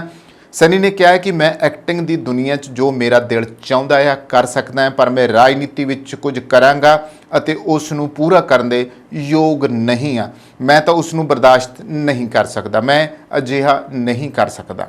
ਸੰਸਦ ਮੈਂਬਰ ਵਜੋਂ ਸਨੀ ਦਿਓਲ ਦੀ ਲੋਕ ਸਭਾ ਦੇ ਵਿੱਚ 19% ਦੀ ਹਾਜ਼ਰੀ, ਜਿਵੇਂ ਮੈਂ ਪਹਿਲਾਂ ਜ਼ਿਕਰ ਕੀਤਾ, ਇਸ ਸੰਬੰਧੀ ਸੰਸਦ ਮੈਂਬਰ ਨੇ ਕਿਹਾ ਕਿ ਜਦੋਂ ਮੈਂ ਸੰਸਦ ਵਿੱਚ ਜਾਂਦਾ ਹਾਂ ਤੇ ਦੇਖਦਾ ਹਾਂ ਕਿ ਦੇਸ਼ ਨੂੰ ਚਲਾਉਣ ਵਾਲੇ ਲੋਕ ਇੱਥੇ ਬੈਠੇ ਆ ਤੇ ਸਾਰੇ ਪਾਰਟੀਆਂ ਦੇ ਆਗੂ ਬੈਠੇ ਨੇ, ਪਰ ਅਸੀਂ ਇੱਥੇ ਕਿਵੇਂ ਵਿਵਹਾਰ ਕਰਦੇ ਹਾਂ ਜਦੋਂ ਅਸੀਂ ਦੂਜੇ ਲੋਕਾਂ ਨੂੰ ਅਜਿਹਾ ਵਿਵਹਾਰ ਨਾ ਕਰਨ ਲਈ ਕਹਿੰਦੇ ਆ। ਉਸਨੇ ਕਿਹਾ ਜਦੋਂ ਮੈਂ ਇਹ ਦੇਖਦਾ ਹਾਂ ਤੇ ਮੈਨੂੰ ਲੱਗਦਾ ਹੈ ਕਿ ਮੈਂ ਅਜਿਹਾ ਨਹੀਂ ਹਾਂ, ਬਿਹਤਰ ਹੈ ਕਿ ਮੈਂ ਕਿਤੇ ਹੋਰ ਚਲਾ ਜਾਵਾਂ। ਨਾਲ ਹੀ ਕਿਹਾ ਕਿ ਮੈਂ ਹੁਣ ਕੋਈ ਚੋਣ ਲੜਨੀ ਨਹੀਂ ਚਾਹੁੰਦਾ। ਇਹ ਸਪਸ਼ਟ ਹੋ ਗਿਆ ਹੈ ਕਿ ਭਾਜਪਾ 2024 ਦੀਆਂ ਲੋਕ ਸਭਾ ਚੋਣਾਂ ਵਿੱਚ ਗੁਰਦਾਸਪੁਰ ਸੀਟ ਤੋਂ ਆਪਣਾ ਨਵਾਂ ਉਮੀਦਵਾਰ ਖੜਾ ਕਰੇਗੀ। ਦੱਸ ਦਈਏ ਕਿ ਸਨੀ ਦਿਓਲ ਇਸ ਸਮੇਂ ਪੰਜਾਬ ਦੀ ਗੁਰਦਾਸਪੁਰ ਲੋਕ ਸਭਾ ਸੀਟ ਤੋਂ ਭਾਜਪਾ ਦੇ ਸੰਸਦ ਮੈਂਬਰ ਨੇ ਤੇ ਇਹ ਸੀਟ ਭਾਜਪਾ ਲਈ ਬਹੁਤ ਅਹਿਮ ਹੈ। ਜਿਵੇਂ ਮੈਂ ਫਿਰ ਇੱਕ ਵਾਰੀ ਦੱਸ ਦੇਣਾ ਚਾਹੁੰਦਾ ਹਾਂ ਨਵੇਂ ਜੁੜੇ ਦਰਸ਼ਕਾਂ ਨੂੰ ਕਿ 1999 ਤੋਂ 2004 ਅਤੇ 2004 ਤੋਂ 2017 ਤੱਕ ਇੱਥੇ ਪਹਿਲਾਂ ਵੀ ਇੱਕ ਫਿਲਮ ਅਦਾਕਾਰ ਵਿਨੋਦ ਖੰਨਾ ਜਿਹੜੇ ਨੇ ਉਹ ਇੱਥੋਂ ਜਿੱਤਦੇ ਰਹੇ ਨੇ, ਪਰ ਉਹਨਾਂ ਦੀ ਇੱਕ ਖਾਸੀਅਤ ਸੀ ਕਿ ਅਸੀਂ ਆਮ ਤੌਰ ਤੇ ਵਿਨੋਦ ਖੰਨਾ ਨੂੰ ਲੋਕਾਂ ਦੇ ਨਾਲ ਖੜੇ ਵੇਖਿਆ ਆ, ਲੋਕਾਂ ਦੀਆਂ ਦੁੱਖ ਮੁਸੀਬਤਾਂ ਸੁਣਦੇ ਰਹੇ ਨੇ, ਕਾਫੀ ਚੀਜ਼ਾਂ ਜਿਹੜੀਆਂ ਸੀ ਵਿਨੋਦ ਖੰਨਾ ਨੇ ਪੂਰੀਆਂ ਕਰਵਾਈਆਂ ਸੀ। ਪਰ ਉਹਨਾਂ ਦੀ ਬੇਵਕਤੀ ਮੌਤ ਦੇ ਨਾਲ ਇਹ ਸੀਟ ਖਾਲੀ ਹੋਈ ਔਰ ਬਾਅਦ ਵਿੱਚ ਜਿਹੜਾ ਫਿਰ ਇੱਕ ਵੱਡਾ ਚਿਹਰਾ ਸਨੀ ਦਿਓਲ ਦੇ ਰੂਪ ਵਿੱਚ ਭਾਜਪਾ ਨੂੰ ਲਾਉਣਾ ਪਿਆ ਸੀ। ਵਿਨੋਦ ਖੰਨਾ ਦੇ ਦੇਹਾਂਤ ਤੋਂ ਬਾਅਦ ਕਾਂਗਰਸ ਨੇਤਾ ਸੁਨੀਲ ਜਾਖੜ ਇੱਥੋਂ ਉਪ ਚੋਣ ਜਿੱਤ ਗਏ। ਉੱਥੇ ਹੀ 2019 ਚ ਸਨੀ ਦਿਓਲ ਨੇ ਗੁਰਦਾਸਪੁਰ ਸੀਟ ਫਿਰ ਤੋਂ ਭਾਜਪਾ ਦੀ ਝੋਲੀ ਵਿੱਚ ਪਾ ਦਿੱਤੀ ਸੀ। ਦੂਜੇ ਪਾਸੇ ਸੁਨੀਲ ਜਾਖੜ ਹੁਣ ਭਾਜਪਾ ਵਿੱਚ ਨੇ ਅਤੇ ਭਾਜਪਾ ਦੀ ਕਮਾਨ ਜਿਹੜੀ ਹੈ ਪੰਜਾਬ ਦੀ, ਕਿਉਂਕਿ ਪੰਜਾਬ ਪ੍ਰਧਾਨ ਬਣਾ ਦਿੱਤੇ ਗਏ ਨੇ, ਉਹਨਾਂ ਦੇ ਹੱਥ ਵਿੱਚ ਹੈ। ਤੇ ਸਨੀ ਦਿਓਲ ਖਿਲਾਫ ਜਿਵੇਂ ਮੈਂ ਜ਼ਿਕਰ ਕੀਤਾ ਹੈ ਕਿ ਗੁਰਦਾਸਪੁਰੀਆਂ ਦੇ ਵਿੱਚ ਨਾਰਾਜ਼ਗੀ ਹੈ। ਕਈ ਵਾਰ ਜਿਵੇਂ ਉਹਨਾਂ ਦੇ ਲਾਪਤਾ ਹੋਣ ਦੇ ਪੋਸਟਰ ਲੱਗੇ ਨੇ ਔਰ ਪਿਛਲੇ ਸਾਲਾਂ ਤੋਂ ਕਈ ਵਾਰੀ ਲੱਗ ਚੁੱਕੇ ਨੇ ਤੇ ਲੋਕਾਂ ਦਾ ਦੋਸ਼ ਹੈ ਕਿ ਉਹ ਗੁਰਦਾਸਪੁਰ ਨਹੀਂ ਆਉਂਦਾ। ਹਾਲਾਂਕਿ ਉਹਨਾਂ ਦੀ ਫਿਲਮ ਗਦਰ 2 ਦਾ ਵੀ ਗੁਰਦਾਸਪੁਰ ਦੇ ਲੋਕਾਂ ਨੂੰ ਪਿਛਲੇ ਦਿਨੀ ਪੋਸਟਰ ਸਾੜੇ ਗਏ। ਪੋਸਟਰਾਂ ਉੱਤੇ ਬਾਈਕਾਟ ਜਿਹੜਾ ਲਿਖ ਕੇ ਉੱਥੋਂ ਦੇ ਨੌਜਵਾਨਾਂ ਨੇ ਵਿਰੋਧ ਕੀਤਾ ਸੀ ਕਿ ਅਸੀਂ ਫਿਲਮ ਇੱਥੇ ਥੀਏਟਰਾਂ 'ਚ ਚੱਲਣ ਨਹੀਂ ਦੇਣੀ ਜਾਂ ਫਿਰ ਅਸੀਂ ਬਾਈਕਾਟ ਕਰਾਂਗੇ, ਅਸੀਂ ਵੇਖਣ ਨਹੀਂ ਜਾਵਾਂਗੇ, ਨਾ ਵੇਖਣ ਦੇਵਾਂਗੇ। ਇੱਦਾਂ ਕੁਝ ਹੋਇਆ। ਦੂਜੇ ਪਾਸੇ ਜੋ ਅੱਜ ਕੱਲ੍ਹ ਜਿਹੜੀ ਸਨੀ ਦਿਓਲ ਦੇ ਬੰਗਲੇ ਵਾਲੀ ਚਰਚਾ ਆ ਉਹ ਤਾਂ ਖਾਸੀ ਛਿੜੀ ਹੋਈ ਆ। ਔਰ ਇੱਥੇ ਇੱਕ ਚੀਜ਼ ਹੋਰ ਵੀ ਆ ਜਿਸ ਕਰਕੇ ਵੀ ਸ਼ਾਇਦ ਉਮੀਦ ਕੀਤੀ ਜਾ ਰਹੀ ਆ ਕਿ ਸਨੀ ਦਿਓਲ ਨੇ ਸਿਆਸਤ ਤੋਂ ਹੱਥ ਇਸ ਪਾਸੇ ਖਿੱਚਿਆ ਆ, ਕਿਉਂਕਿ ਇੱਕ ਕਲਾਕਾਰ ਜਿਹੜਾ ਨਾ ਉਹ ਸੂਖਮ ਭਾਵੀ ਹੁੰਦਾ ਆ ਤੇ ਉਹ ਜਿਹੜਾ ਆ ਬਹੁਤੀ ਵਾਰੀ ਜਿਸ ਤਰੀਕੇ ਉਹ ਸੋਚਦੇ ਆ ਲੀਡਰਸ਼ਿਪ ਦੀ ਜਿਹੜੇ ਹਾਲਾਤ ਉਹਨੂੰ ਬਹੁਤ ਨੇੜਿਓਂ ਹੋ ਕੇ ਲੋਕ ਸਭਾ ਦੇ ਵਿੱਚ ਦੇਖਣ ਦਾ ਮੌਕਾ ਮਿਲਿਆ। ਸ਼ਾਇਦ ਉਸ ਤਰੀਕੇ ਨਾਲ ਇੱਕ ਅਦਾਕਾਰ ਨੂੰ ਆਪਣੇ ਆਪ ਨੂੰ ਇੱਕ ਰਾਜਨੀਤਿਕ ਲੀਡਰ ਦੇ ਵਿੱਚ ਢਾਲਣਾ ਬੜਾ ਹੀ ਔਖਾ ਹੁੰਦਾ, ਸ਼ਾਇਦ ਇੱਦਾਂ ਹੀ ਹੋਇਆ।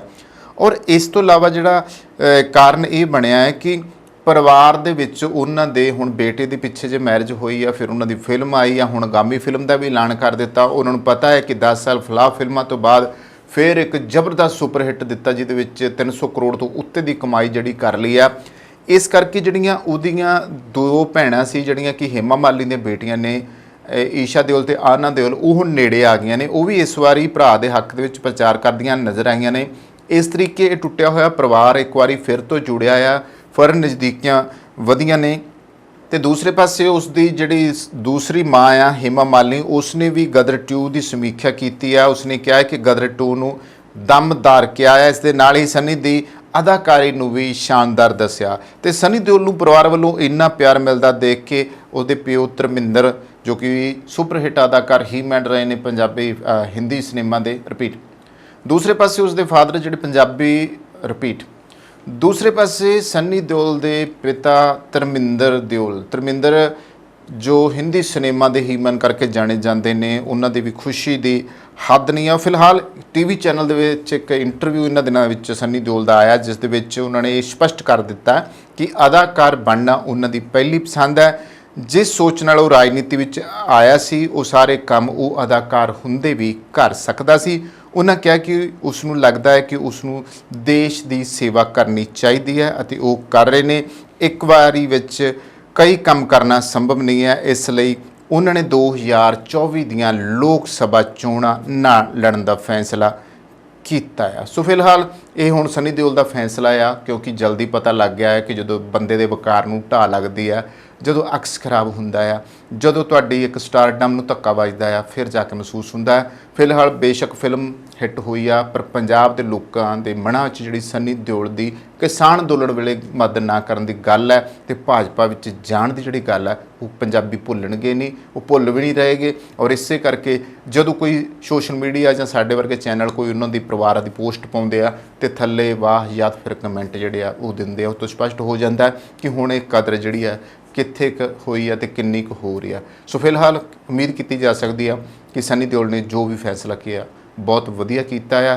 ਆਉਣ ਵਾਲੇ ਦਿਨਾਂ 'ਚ ਹੁਣ ਇਹ ਭਾਜਪਾ ਸੋਚੇ ਕਿ ਉੱਥੋਂ ਕਿਹੜਾ ਉਮੀਦਵਾਰ ਉਹਨਾਂ ਨੇ ਲਾਉਣਾ ਆ। ਸੋ ਦੋਸਤੋ, ਇਹ ਸੀ 2 ਖਬਰਾਂ ਜਿਨ੍ਹਾਂ ਤੋਂ ਗੱਲਬਾਤ ਕੀਤੀ। ਇੱਥੇ ਹੀ ਸਮਾਪਤੀ ਕਰਦੇ ਹਾਂ। ਕੈਮਰਾ ਪਰਸਨ ਜਸ਼ਨਦੀਪ ਦੇ ਨਾਲ ਕਮਲਜੀਤ ਸਿੱਧੂ, ਤਾਂ ਪੰਜਾਬ ਟਾਕਸ।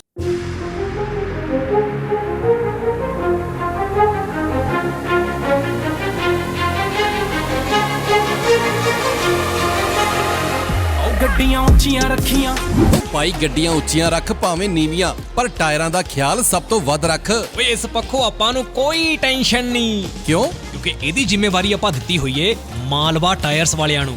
ਇੰਨਾ ਧਿਆਨ ਤੇ ਕੋਈ ਨਵਾਂ ਵਿਆਹਿਆ ਮੁੰਡਾ ਆਪਣੀ ਵੋਟੀ ਦਾ ਨਹੀਂ ਰੱਖਦਾ ਜਿੰਨਾ ਧਿਆਨ ਮਾਲਵਾ ਟਾਇਰਸ ਵਾਲੇ ਟਾਇਰਾਂ ਦਾ ਰੱਖਦੇ ਨੇ। ਅੱਛਾ, ਆਹੋ ਕਰਵਾਉਣੀ ਹੋਵੇ ਟਰੱਕ ਐਂਡ ਟ੍ਰੇਲਰ ਅਲਾਈਨਮੈਂਟਸ ਜਿਵੇਂ ਕਿ ਬੁਸ਼ਿੰਗ, ਕਿੰਗ ਪਿੰਸ ਵਗੈਰਾ, wheel balance, change overs, rotations and flat repairs ਦਾ ਕੰਮ, ਇਹ ਸਭ ਕੁਝ ਪੂਰੇ ਤਸੱਲੀ ਬਖਸ਼ ਕਰਦੇ ਨੇ। ਇਹ ਕਿਸ ਟਾਈਮ ਅਵੇਲੇਬਲ ਹੁੰਦੇ ਨੇ? ਓਏ 24 ਘੰਟੇ 24/7 ਸਰਵਿਸ ਅਵੇਲੇਬਲ ਹੁੰਦੀ ਹੈ ਇਹਨਾਂ ਦੀ। ਕੈਲਗਰੀ 'ਚ ਸਭ ਤੋਂ ਬੈਸਟ ਟਾਇਰਸ ਐਂਡ ਸਰਵਿਸ ਹੈ ਇਹਨਾਂ ਦੀ। ਉਹ ਹੁਣ ਐਡਰੈਸ ਵੀ ਦੱਸ ਦੇ। Malwa tyres, unit J&K 8616, 44 street, south east Calgary, Alberta. Phone number note ਕਰ 403 899 1985 403 899 1985।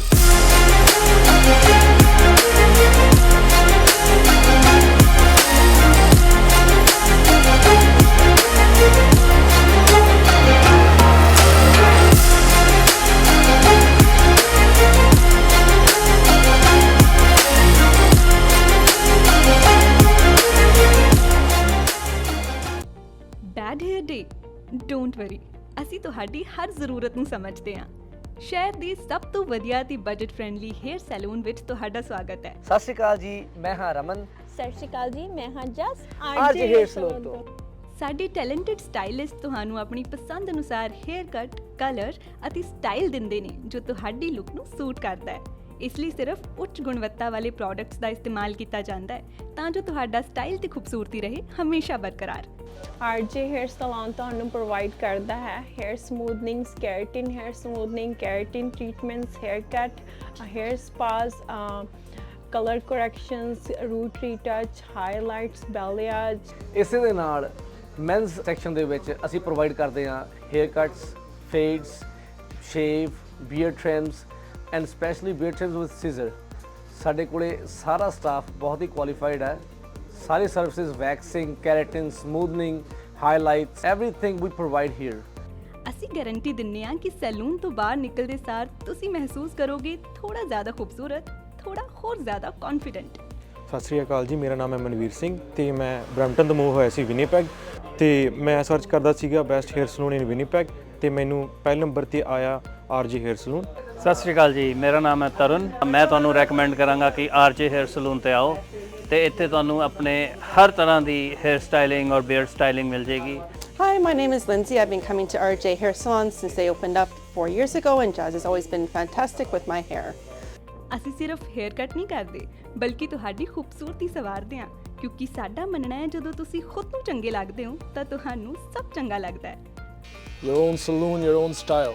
ਤਾਂ ਇਸ ਨਾਲ ਹੀ ਸਾਡੀ ਅਨਦਰ ਆਰਜੇ ਹੇਅਰ ਸਲੂਨ ਦੀ ਬ੍ਰਾਂਚ ਓਪਨ ਹੋ ਰਹੀ ਹੈ ਜਿਹਦੀ ਕਿ ਲੋਕੇਸ਼ਨ ਆ 601 ਮਨਰੋ ਐਵਨਿਊ। ਤਾਂ ਤੁਸੀਂ ਉੱਥੇ ਵੀ ਜ਼ਰੂਰ ਵਿਜ਼ਿਟ ਕਰ ਸਕਦੇ ਹੋ। ਈਸਟ ਦੇ ਵਿੱਚ ਰਹਿੰਦੇ ਕਸਟਮਰਸ ਲਈ ਨੇੜੇ ਆ ਤੇ ਸਾਡਾ ਕੰਟੈਕਟ ਨੰਬਰ ਆ 2049988959। ਆਪਣੇ ਵਾਲਾਂ ਦੀ ਸਕਿਨ ਨੂੰ ਦਿਓ ਇੱਕ ਨਵੀਂ ਪਹਿਚਾਨ। ਅੱਜ ਹੀ ਕਾਲ ਕਰੋ ਜਾਂ ਵਿਜ਼ਿਟ ਕਰੋ ਆਰਜੇ ਹੇਅਰ ਸੈਲੂਨ।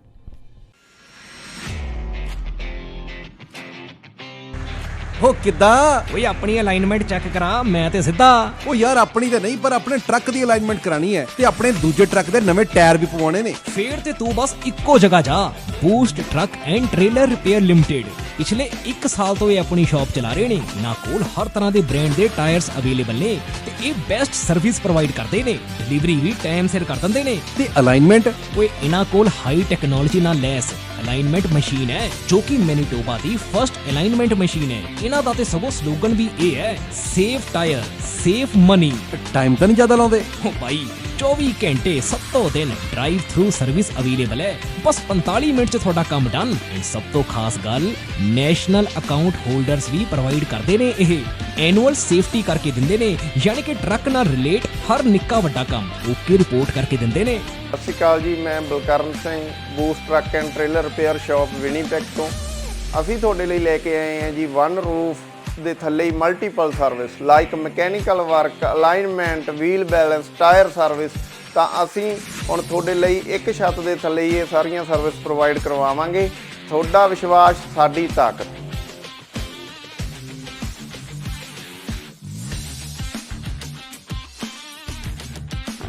ਹੈਲੋ ਗਾਇਜ਼, ਅੱਜ ਆਪਾਂ ਇਸ ਟਰੱਕ ਦੀ ਮੇਨ ਸੀਲ ਅਤੇ ਆਇਲ ਪੈਨ ਰਿਪਲੇਸ ਕਰ ਰਹੇ ਹਾਂ। ਖੁਦਾ ਨਾ ਖਾਸਤਾ ਕਦੇ ਵੀ ਤੁਹਾਡੇ ਟਰੱਕ ਨੂੰ ਕੋਈ ਵੀ ਇਦਾਂ ਦੀ ਪ੍ਰੋਬਲਮ ਆਉਂਦੀ ਹੈ ਤਾਂ ਕਦੇ ਨਾ ਭੁੱਲੋ Boost Truck and Trailer in Winnipeg. ਉਹ ਐਡਰੈਸ ਵੀ ਦੱਸ ਦੇ ਹੁਣ। Unit 611 Vervin Drive, Roser, Manitoba, ROH 1E0 ਜਾਂ ਤੂੰ repair@boosttrucktrailer.com ਤੇ ਲੌਗਇਨ ਵੀ ਕਰ ਸਕਦਾ ਹੈ। ਉਹ ਚੰਗਾ, ਮੈਂ ਚੱਲਦਾ ਉੱਥੇ। ਸੁਣ ਦੀ ਪੰਜਾਬ ਟਾਕਸ ਦਾ ਰੈਫਰੈਂਸ ਦੇ ਦੀ, $25 ਦਾ ਗਿਫਟ ਕਾਰਡ ਵੀ ਮਿਲੇਗਾ। ਚੰਗਾ। ਤੁਹਾਡੀਆਂ ਗੱਡੀਆਂ ਲਈ ਕਿਸੇ ਵੀ ਤਰ੍ਹਾਂ ਦੀ ਮੁਰੰਮਤ ਜਾਂ 4 ਵੀਲਰ ਹੈਲਪਲਾਈਨ ਜੇਕਰ ਤੁਸੀਂ ਭਾਲ ਰਹੇ ਹੋ ਤਾਂ ਸੰਪਰਕ ਕਰੋ ਤੁਹਾਡੇ ਆਪਣੇ ਸ਼ਹਿਰ ਵਿਨੀਪੈਗ 'ਚ ਟਾਊਨ ਆਟੋ ਬਾਡੀ ਵਿਖੇ। ਸਤਿ ਸ੍ਰੀ ਅਕਾਲ ਜੀ, ਮੇਰਾ ਨਾਮ ਹੈਗਾ Shamsher Singh, town Auto body ਤੋਂ। ਰੱਬ ਨਾ ਕਰੇ ਤੁਹਾਡੀ ਗੱਡੀ ਨੂੰ ਕੁਝ ਹੋ ਜਾਂਦਾ ਵਾ ਤੇ ਤੁਸੀਂ ਸਿੱਧਾ ਟਾਊਨ ਆਟੋ ਬਾਡੀ ਤੇ ਆਓ। ਅਸੀਂ ਇੱਥੇ ਇਹ ਸਾਡੀ ਜਿਹੜੀ ਸ਼ਾਪ ਹੈਗੀ ਡਾਇਰੈਕਟ ਰਿਪੇਅਰ ਸ਼ਾਪ ਹੈਗੀ ਆ। ਅਸੀਂ ਆਪਣੇ ਆਪ ਹੀ ਐਮਪੀਏ ਨੂੰ ਕਾਲ ਕਰਕੇ ਤੁਹਾਡੀ ਗੱਡੀ ਦਾ ਕਲੇਮ ਖੋਲ ਦਿੰਦੇ ਹਾਂ ਤੇ ਤੁਹਾਡੀ ਗੱਡੀ ਦਾ ਐਸਟੀਮੇਟ ਬਣਾ ਕੇ ਐਮਪੀਏ ਨੂੰ ਭੇਜ ਦਿੰਦੇ ਆ। ਕੋਈ ਵੀ ਤੁਹਾਡੀ ਗੱਡੀ ਤੇ ਸਕ੍ਰੈਚ, ਡੈਂਟ ਜਾਂ ਕੋਈ ਤੁਹਾਡੀ ਗੱਡੀ ਦੇ ਕੋਈ ਸ਼ੀਸ਼ੇ ਤੋੜ ਗਿਆ ਵਾ, ਤੁਸੀਂ ਸਾਨੂੰ ਕਾਲ ਕਰੋ, ਅਸੀਂ ਆਪਣੇ ਆਪ ਹੀ ਗਲਾਸ ਕਲੇਮ ਖੋਲ ਲੈਂਦੇ। ਇਹ ਸ਼ਾਪ ਜਿਹੜੀ ਆ ਇਹ ਐਮਪੀਏ ਦੀ ਕ੍ਰੈਡਿਟਡ ਸ਼ਾਪ ਹੈਗੀ ਆ ਵਾ। ਅਸੀਂ ਸਿੱਧੀ ਡਾਇਰੈਕਟ ਬਿਲਿੰਗ ਕਰਦੇ ਹਾਂ ਐਮਪੀਏ ਨੂੰ। ਇੱਥੇ ਅਸੀਂ ਆਪ ਹੀ ਗਲਾਸ ਕਲੇਮ ਵੀ ਖੋਲ੍ਹਦੇ ਹਾਂ। ਤੁਹਾਨੂੰ ਗਲਾਸ ਕਲੇਮ ਖੋਲ੍ਹਣ ਦੀ ਫੋਨ ਦੀ ਲੋੜ ਨਹੀਂ ਹੈਗੀ, ਅਸੀਂ ਆਪਣੇ ਆਪ ਇੱਥੇ ਗਲਾਸ ਕਲੇਮ ਖੋਲ੍ਹਦੇ। ਜਦੋਂ ਤੱਕ ਤੁਹਾਡੀ ਗੱਡੀ ਇੱਥੇ ਸ਼ਾਪ 'ਤੇ ਰਹੂਗੀ ਉਦੋਂ ਤੱਕ ਅਸੀਂ ਕਾਰ ਰੈਂਟਲ ਵੀ ਦੇਵਾਂਗੇ। ਵੈਨ ਆ, ਟਰੱਕ, SUV, ਕੋਈ ਵੀ ਤੁਹਾਨੂੰ ਕਾਰ ਰੈਂਟਲ ਵੀ ਚਾਹੀਦੀ ਹੋਈ ਅਸੀਂ ਕਾਰ ਰੈਂਟਲ ਵੀ ਤੁਹਾਨੂੰ ਦੇਵਾਂਗੇ। ਆਪਣੀ ਸ਼ਾਪ ਲੋਕੇਸ਼ਨ ਹੈਗੀ ਆ 64 ਸਾਲਟਰ ਸਟਰੀਟ ਵਿਨੀਪੈਗ ਦੇ ਵਿੱਚ। ਜਿਵੇਂ ਤੁਹਾਨੂੰ ਪਤਾ ਹੀ ਹੈ ਸਨੋ ਆ ਰਹੀ ਹੈ ਵਿਨੀਪੈਗ ਦੇ ਵਿੱਚ, ਉਵੇਂ ਤੁਹਾਡੇ ਲਈ ਅਸੀਂ ਵਿੰਟਰ ਟਾਇਰ ਪ੍ਰੋਗਰਾਮ ਲੈ ਕੇ ਆਏ। ਐਮਪੀਏ ਦਾ ਵਿੰਟਰ ਟਾਇਰ ਪ੍ਰੋਗਰਾਮ ਆ, ਉਹਦੇ ਵਿੱਚ $2000 ਤੱਕ ਤੁਹਾਨੂੰ ਐਮਪੀ ਹੀ ਲੋਨ ਦਿੰਦੀ ਆ। ਵਿੰਟਰ ਟਾਇਰ ਪ੍ਰੋਗਰਾਮ ਵਿੱਚ ਅਲੋਏ ਵੀਲਸ, ਟਾਇਰ ਅਲਾਈਨਮੈਂਟ ਤੁਸੀਂ ਕਰਵਾ ਸਕਦੇ ਹੋ। ਕੋਈ ਵੀ ਤੁਹਾਨੂੰ ਜਾਣਕਾਰੀ ਦੀ ਲੋੜ ਆ ਤੁਸੀਂ ਸਾਨੂੰ ਜਦੋਂ ਮਰਜ਼ੀ ਫੋਨ ਕਰ ਲਓ 2044211300 ਤੇ, ਜਾਂ ਤੁਸੀਂ ਸਾਡੀ ਵੈਬਸਾਈਟ ਤੇ ਜਾ ਲਓ www.townautobody.ca। ਉਹਦੇ ਵਿੱਚ ਤੁਸੀਂ 24/7 ਲਾਈਵ ਚੈਟ ਤੁਸੀਂ ਏਜੰਟ ਦੇ ਨਾਲ ਕਰ ਸਕਦੇ ਹੋ। Thank you. ਹਾਂਜੀ, ਸਤਿ ਸ੍ਰੀ ਅਕਾਲ ਜੀ। ਮੇਰੀ ਗੱਡੀ ਦਾ ਇੱਥੇ ਇੱਕ ਡੈਂਟ ਜਿਹਾ ਪੈ ਗਿਆ ਸੀਗਾ। ਉਸ ਤੋਂ ਬਾਅਦ ਮੈਂ ਇਹਨਾਂ ਕੋਲ ਟਾਊਨ ਆਟੋ ਬਾਡੀ ਵਾਲਿਆਂ ਕੋਲ ਆਇਆ ਤੇ MPI ਤੋਂ ਕਲੇਮ ਲੈਣ ਤੋਂ ਬਾਅਦ ਇਹਨਾਂ ਕੋਲ ਗੱਡੀ ਆਪਾਂ ਨੇ ਰੱਖ ਦਿੱਤੀ ਤੇ ਥੋੜੀ ਦਿਨਾਂ ਦੇ ਵਿੱਚ ਇਹਨਾਂ ਨੇ ਗੱਡੀ ਮੇਰੀ ਪੂਰੀ ਚੰਗੀ ਤਰ੍ਹਾਂ ਮੁਕੰਮਲ ਕਰਕੇ ਸਹੀ ਕਰਕੇ ਦੇ ਦਿੱਤੀ ਹੈ ਤੇ ਨਾਲ ਦੀ ਨਾਲ ਇਹਨਾਂ ਨੇ ਗੱਡੀ ਦੀ ਮੇਰੀ ਦੀ ਡਿਟੇਲਿੰਗ ਵੀ ਕਰਤੀ, ਧੋਤੀ ਤੇ ਗੱਡੀ ਪੂਰੀ ਲਿਸ਼ਕਾਤੀ ਤੇ ਬਹੁਤ ਵਧੀਆ ਜਿਹੜੀ ਆ ਕਸਟਮਰ ਸਰਵਿਸ ਵੀ ਦਿੰਦੇ ਨੇ। ਤੇ ਜੇਕਰ ਤੁਹਾਨੂੰ ਉਸ ਟਾਈਮ ਤੇ ਜੇਕਰ ਤੁਹਾਡੀ ਗੱਡੀ ਖਰਾਬ ਹੋਈ ਹੈ ਤੇ ਕੋਈ ਰੈਂਟਲ ਗੱਡੀ ਤੁਸੀਂ ਚਲਾਉਣ ਨੂੰ ਲੈਣੀ ਹੈ ਤੇ ਉਹ ਵੀ ਜਿਹੜੀ ਹੈ ਤੁਹਾਨੂੰ ਪ੍ਰੋਵਾਈਡ ਕਰ ਦਿੰਦੇ ਨੇ। ਮੈਂ ਤੁਹਾਨੂੰ ਹਾਈਲੀ ਰਿਕਮੈਂਡ ਕਰਾਂਗਾ ਵਿਨੀਪੈਗ ਏਰੀਆ ਦੇ ਵਿੱਚ ਜਾਂ ਤੁਸੀਂ ਕਿਸੇ ਹੋਰ ਲਾਗ ਪਾਸ ਦੇ ਏਰੀਆ ਦੇ ਵਿੱਚ ਤੁਹਾਡੀ ਗੱਡੀ ਆ ਖਰਾਬ ਹੁੰਦੀ ਹੈ, ਤੁਸੀਂ ਇਹਨਾਂ ਕੋਲ ਪਹੁੰਚੋ ਤੇ ਬਹੁਤ ਹੀ ਵਧੀਆ ਸਰਵਿਸ ਤੇ ਜਲਦੀ ਜਿਹੜੀ ਤੁਹਾਨੂੰ ਆ ਤੁਹਾਡੀ ਗੱਡੀ ਚਲਦੀ ਕਰਕੇ ਦੇ ਦਿੰਦੇ ਨੇ। ਥੈਂਕ ਯੂ ਜੀ। ਸਰਵਿਸ ਦਾ ਲਾਭ ਉਠਾਉਣ ਲਈ ਹੁਣੇ ਕੰਟੈਕਟ ਕਰੋ Town Auto Body 64 Salter Street Winnipeg MB Canada Manitoba. ਸਾਡਾ ਕੰਟੈਕਟ ਨੰਬਰ ਹੈ +1204 421 1300।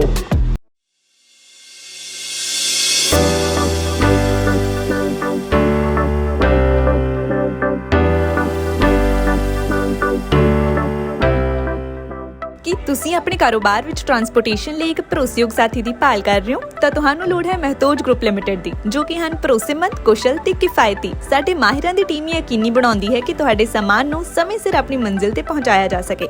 ਸਾਡੇ ਉન્નਤ ਟਰੈਕਿੰਗ ਸਿਸਟਮ ਨਾਲ ਤੁਸੀਂ ਆਪਣੀਆਂ ਕੀਮਤੀ ਚੀਜ਼ਾਂ ਨੂੰ ਟਰੈਕ ਵੀ ਕਰ ਸਕਦੇ ਹੋ। We are a safety first company with a strong commitment to drivers' well-being.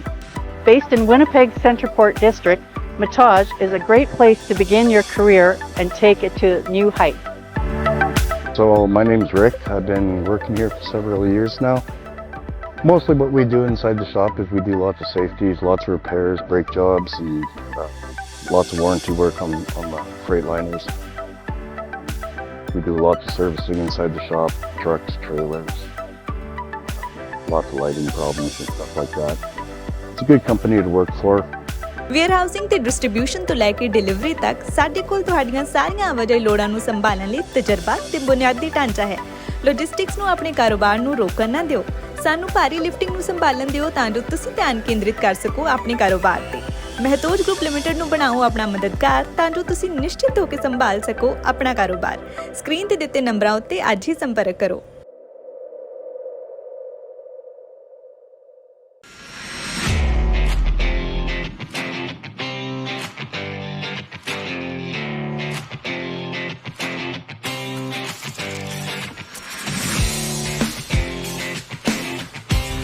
ਉਹ ਕਿੱਦਾਂ? ਓਏ ਆਪਣੀ ਅਲਾਈਨਮੈਂਟ ਚੈੱਕ ਕਰਾ, ਮੈਂ ਤੇ ਸਿੱਧਾ। ਉਹ ਯਾਰ ਆਪਣੀ ਤੇ ਨਹੀਂ, ਪਰ ਆਪਣੇ ਟਰੱਕ ਦੀ ਅਲਾਈਨਮੈਂਟ ਕਰਾਣੀ ਹੈ ਤੇ ਆਪਣੇ ਦੂਜੇ ਟਰੱਕ ਦੇ ਨਵੇਂ ਟਾਇਰ ਵੀ ਪਵਾਉਣੇ ਨੇ। ਫੇਰ ਤੇ ਤੂੰ ਬਸ ਇੱਕੋ ਜਗ੍ਹਾ ਜਾ, boost Truck and trailer repair limited. ਪਿਛਲੇ 1 ਸਾਲ ਤੋਂ ਇਹ ਆਪਣੀ ਸ਼ਾਪ ਚਲਾ ਰਹੇ ਨੇ। ਇਹਨਾਂ ਕੋਲ ਹਰ ਤਰ੍ਹਾਂ ਦੇ ਬ੍ਰਾਂਡ ਦੇ ਟਾਇਰਸ ਅਵੇਲੇਬਲ ਨੇ ਤੇ ਇਹ ਬੈਸਟ ਸਰਵਿਸ ਪ੍ਰੋਵਾਈਡ ਕਰਦੇ ਨੇ। ਡਿਲੀਵਰੀ ਵੀ ਟਾਈਮ ਸਿਰ ਕਰ ਦਿੰਦੇ ਨੇ। ਤੇ ਅਲਾਈਨਮੈਂਟ? ਓਏ ਇਹਨਾਂ ਕੋਲ ਹਾਈ ਟੈਕਨੋਲੋਜੀ ਨਾਲ ਲੈਸ ਅਲਾਈਨਮੈਂਟ ਮਸ਼ੀਨ ਹੈ, ਜੋ ਕਿ ਮੈਨੀਟੋਬਾ ਦੀ ਫਰਸਟ ਅਲਾਈਨਮੈਂਟ ਮਸ਼ੀਨ ਹੈ। ਇਹਨਾਂ ਦਾ ਤੇ ਸਗੋਂ ਸਲੋਗਨ ਵੀ ਇਹ ਹੈ, save tyre save money. Time ਤਾਂ ਨਹੀਂ ਜ਼ਿਆਦਾ ਲਾਉਂਦੇ? ਓ ਬਾਈ 24 ਘੰਟੇ 7 ਦਿਨ ਡਰਾਈਵ ਥਰੂ ਸਰਵਿਸ ਅਵੇਲੇਬਲ ਹੈ। ਬਸ 45 ਮਿੰਟ 'ਚ ਤੁਹਾਡਾ ਕੰਮ ਡਨ। ਐਂਡ ਸਭ ਤੋਂ ਖਾਸ ਗੱਲ, ਨੈਸ਼ਨਲ ਅਕਾਊਂਟ ਹੋਲਡਰਸ ਵੀ ਪ੍ਰੋਵਾਈਡ ਕਰਦੇ ਨੇ। ਇਹ ਐਨੂਅਲ ਸੇਫਟੀ ਕਰਕੇ ਦਿੰਦੇ ਨੇ, ਯਾਨੀ ਕਿ ਟਰੱਕ ਨਾਲ ਰਿਲੇਟ ਹਰ ਨਿੱਕਾ ਵੱਡਾ ਕੰਮ ਓਕੇ ਰਿਪੋਰਟ ਕਰਕੇ ਦਿੰਦੇ ਨੇ। ਸਤਿ ਸ਼੍ਰੀ ਅਕਾਲ ਜੀ, ਮੈਂ Balkaran Singh, boost Truck and trailer repair shop Winnipeg ਤੋਂ। ਅਸੀਂ ਤੁਹਾਡੇ ਲਈ ਲੈ ਕੇ ਆਏ ਹਾਂ ਜੀ ਵਨ ਰੂਫ ਦੇ ਥੱਲੇ ਹੀ multiple service like mechanical work, alignment, wheel balance, tyre service. ਤਾਂ ਅਸੀਂ ਹੁਣ ਤੁਹਾਡੇ ਲਈ ਇੱਕ ਛੱਤ ਦੇ ਥੱਲੇ ਹੀ ਇਹ ਸਾਰੀਆਂ ਸਰਵਿਸ ਪ੍ਰੋਵਾਈਡ ਕਰਵਾਵਾਂਗੇ। ਤੁਹਾਡਾ ਵਿਸ਼ਵਾਸ ਸਾਡੀ ਤਾਕਤ।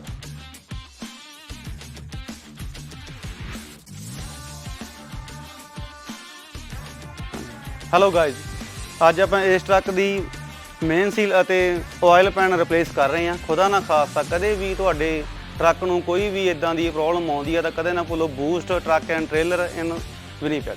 ਉਹ ਐਡਰੈਸ ਵੀ ਦੱਸ ਦੇ ਹੁਣ। Unit 611 Vervain Drive, Rosser, Manitoba, ROH 1E0। ਜਾਂ ਤੂੰ repair@boosttrucktrailer.com ਤੇ ਲੌਗਇਨ ਵੀ ਕਰ ਸਕਦਾ ਹੈ। ਉਹ ਚੰਗਾ, ਮੈਂ ਚੱਲਦਾ ਉੱਥੇ। ਉਹ ਸੁਣ, ਦੀ ਪੰਜਾਬ ਟਾਕਸ ਦਾ ਰੈਫਰੈਂਸ ਦੇ ਦੀ, $25 ਦਾ ਗਿਫਟ ਕਾਰਡ ਵੀ ਮਿਲੇਗਾ। ਚੰਗਾ।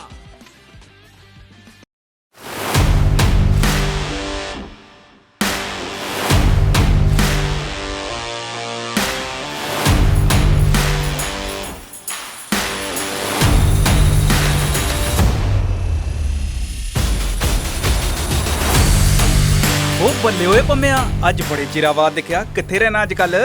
ਓਏ ਬਸ ਯਾਰ, ਕੰਮ ਦੇ ਸਿਲਸਿਲੇ 'ਚ ਕਦੇ ਇੱਧਰ ਤੇ ਕਦੇ ਉੱਧਰ। ਐਸਾ ਕਿਹੜਾ ਕੰਮ ਭਾਈ? ਓਏ ਟਰੱਕ ਲੋਡਿੰਗ ਐਂਡ ਸ਼ਿਪਿੰਗ ਦਾ। ਯਾਰ ਇਹ ਟਰੱਕ ਲੋਡਿੰਗ ਐਂਡ ਸ਼ਿਪਿੰਗ ਵਾਲਾ ਕੰਮ ਤੈਨੂੰ ਔਖਾ ਨਹੀਂ ਲੱਗਦਾ? ਓਏ ਕਾਹਦਾ ਔਖਾ ਯਾਰ, ਆਪਾਂ ਕੰਮ ਕਰਦੇ ਆਂ 4 ਟਰੈਕਸ ਵਾਲਿਆਂ ਨਾਲ ਤੇ ਇਹ ਜਿੰਨਾ ਖਿਆਲ ਆਪਣੇ ਕਲਾਇੰਟਸ ਐਂਡ ਸਮਾਨ ਦਾ ਰੱਖਦੇ ਨੇ ਨਾ, ਉਨਾ ਹੀ ਖਿਆਲ ਸਾਡਾ ਵੀ ਰੱਖਦੇ ਨੇ। ਕਿਵੇਂ? ਇਹਨਾਂ ਦੇ ਸਪੈਸ਼ਲ ਡਰਾਈਵਰਸ ਲੌਂਜ ਨੇ, ਜਿੱਥੇ ਅਸੀਂ ਬੜੇ ਆਰਾਮ ਨਾਲ ਰੋਟੀ ਪਾਣੀ ਛਕੀਦਾ ਏ, ਆਰਾਮ ਕਰੀਦਾ ਏ ਤੇ ਫੇਰ ਅੱਗੇ ਵਧੀਦਾ ਏ। ਵਾਹ, ਇਹ ਤਾਂ ਬੜੀ ਅੱਛੀ ਚੀਜ਼ ਹੈ। ਹੋਰ ਕੀ ਸਰਵਿਸਿਜ਼ ਨੇ 4 ਟਰੈਕਸ ਵਾਲਿਆਂ ਦੀਆਂ? ਓਏ ਇਹ ਆਪਣੇ ਕਸਟਮਰਸ ਤੇ ਕੰਜ਼ਿਊਮਰਸ ਲਈ 24 ਘੰਟੇ ਕੰਮ ਕਰਦੇ ਨੇ। Scale, cross dock services with vehicle restraint system, fuel station, ਹਰ ਤਰ੍ਹਾਂ ਦੀ ਸਰਵਿਸ ਅਵੇਲੇਬਲ ਹੈ। ਕਸਟਮਰਸ 24/7 ਆਪਣੀ ਸ਼ਿਪਮੈਂਟ ਨੂੰ ਟਰੈਕ ਵੀ ਕਰ ਸਕਦੇ ਨੇ ਕਿ ਅਸੀਂ ਸਮਾਨ ਲੈ ਕੇ ਕਿੱਥੇ ਕੁ ਪਹੁੰਚੇ ਆਂ। ਵਾਹ, ਇੰਪ੍ਰੈਸਿਵ। ਬਿਲਕੁਲ, USA ਤੇ ਕੈਨੇਡਾ ਵਿਚਕਾਰ ਸਰਹੱਦ ਪਾਰ ਸ਼ਿਪਿੰਗ ਵੀ ਕਰੀਦੀ ਆ ਆਪਾਂ। ਮੈਂ ਤੇ ਸਭ ਨੂੰ ਬਸ ਇਹੀ ਕਹਿਣਾ ਕਿ ਆਪਣੇ ਕਾਰੋਬਾਰ ਨੂੰ ਹੋਰ ਉੱਪਰਲੇ ਲੈਵਲ ਤੇ ਲਿਜਾਣ ਲਈ ਅੱਜ ਹੀ 4 ਟਰੈਕਸ ਵਾਲਿਆਂ ਨਾਲ ਜੁੜੋ। ਚੱਲ ਐਡਰੈਸ ਵੀ ਦੱਸ, ਕੰਟੈਕਟ ਨੰਬਰ ਵੀ ਨੋਟ ਕਰਾ ਜਲਦੀ। ਲਿਖ ਇਹਨਾਂ ਦਾ ਕੰਟੈਕਟ ਨੰਬਰ 2046335444 ਤੇ ਇਹਨਾਂ ਦਾ ਐਡਰੈਸ ਵੀ ਨੋਟ ਕਰ, 4 tracks 7184 Roser Road, Manitoba, postal code R3C2E6. Your transport solution providers.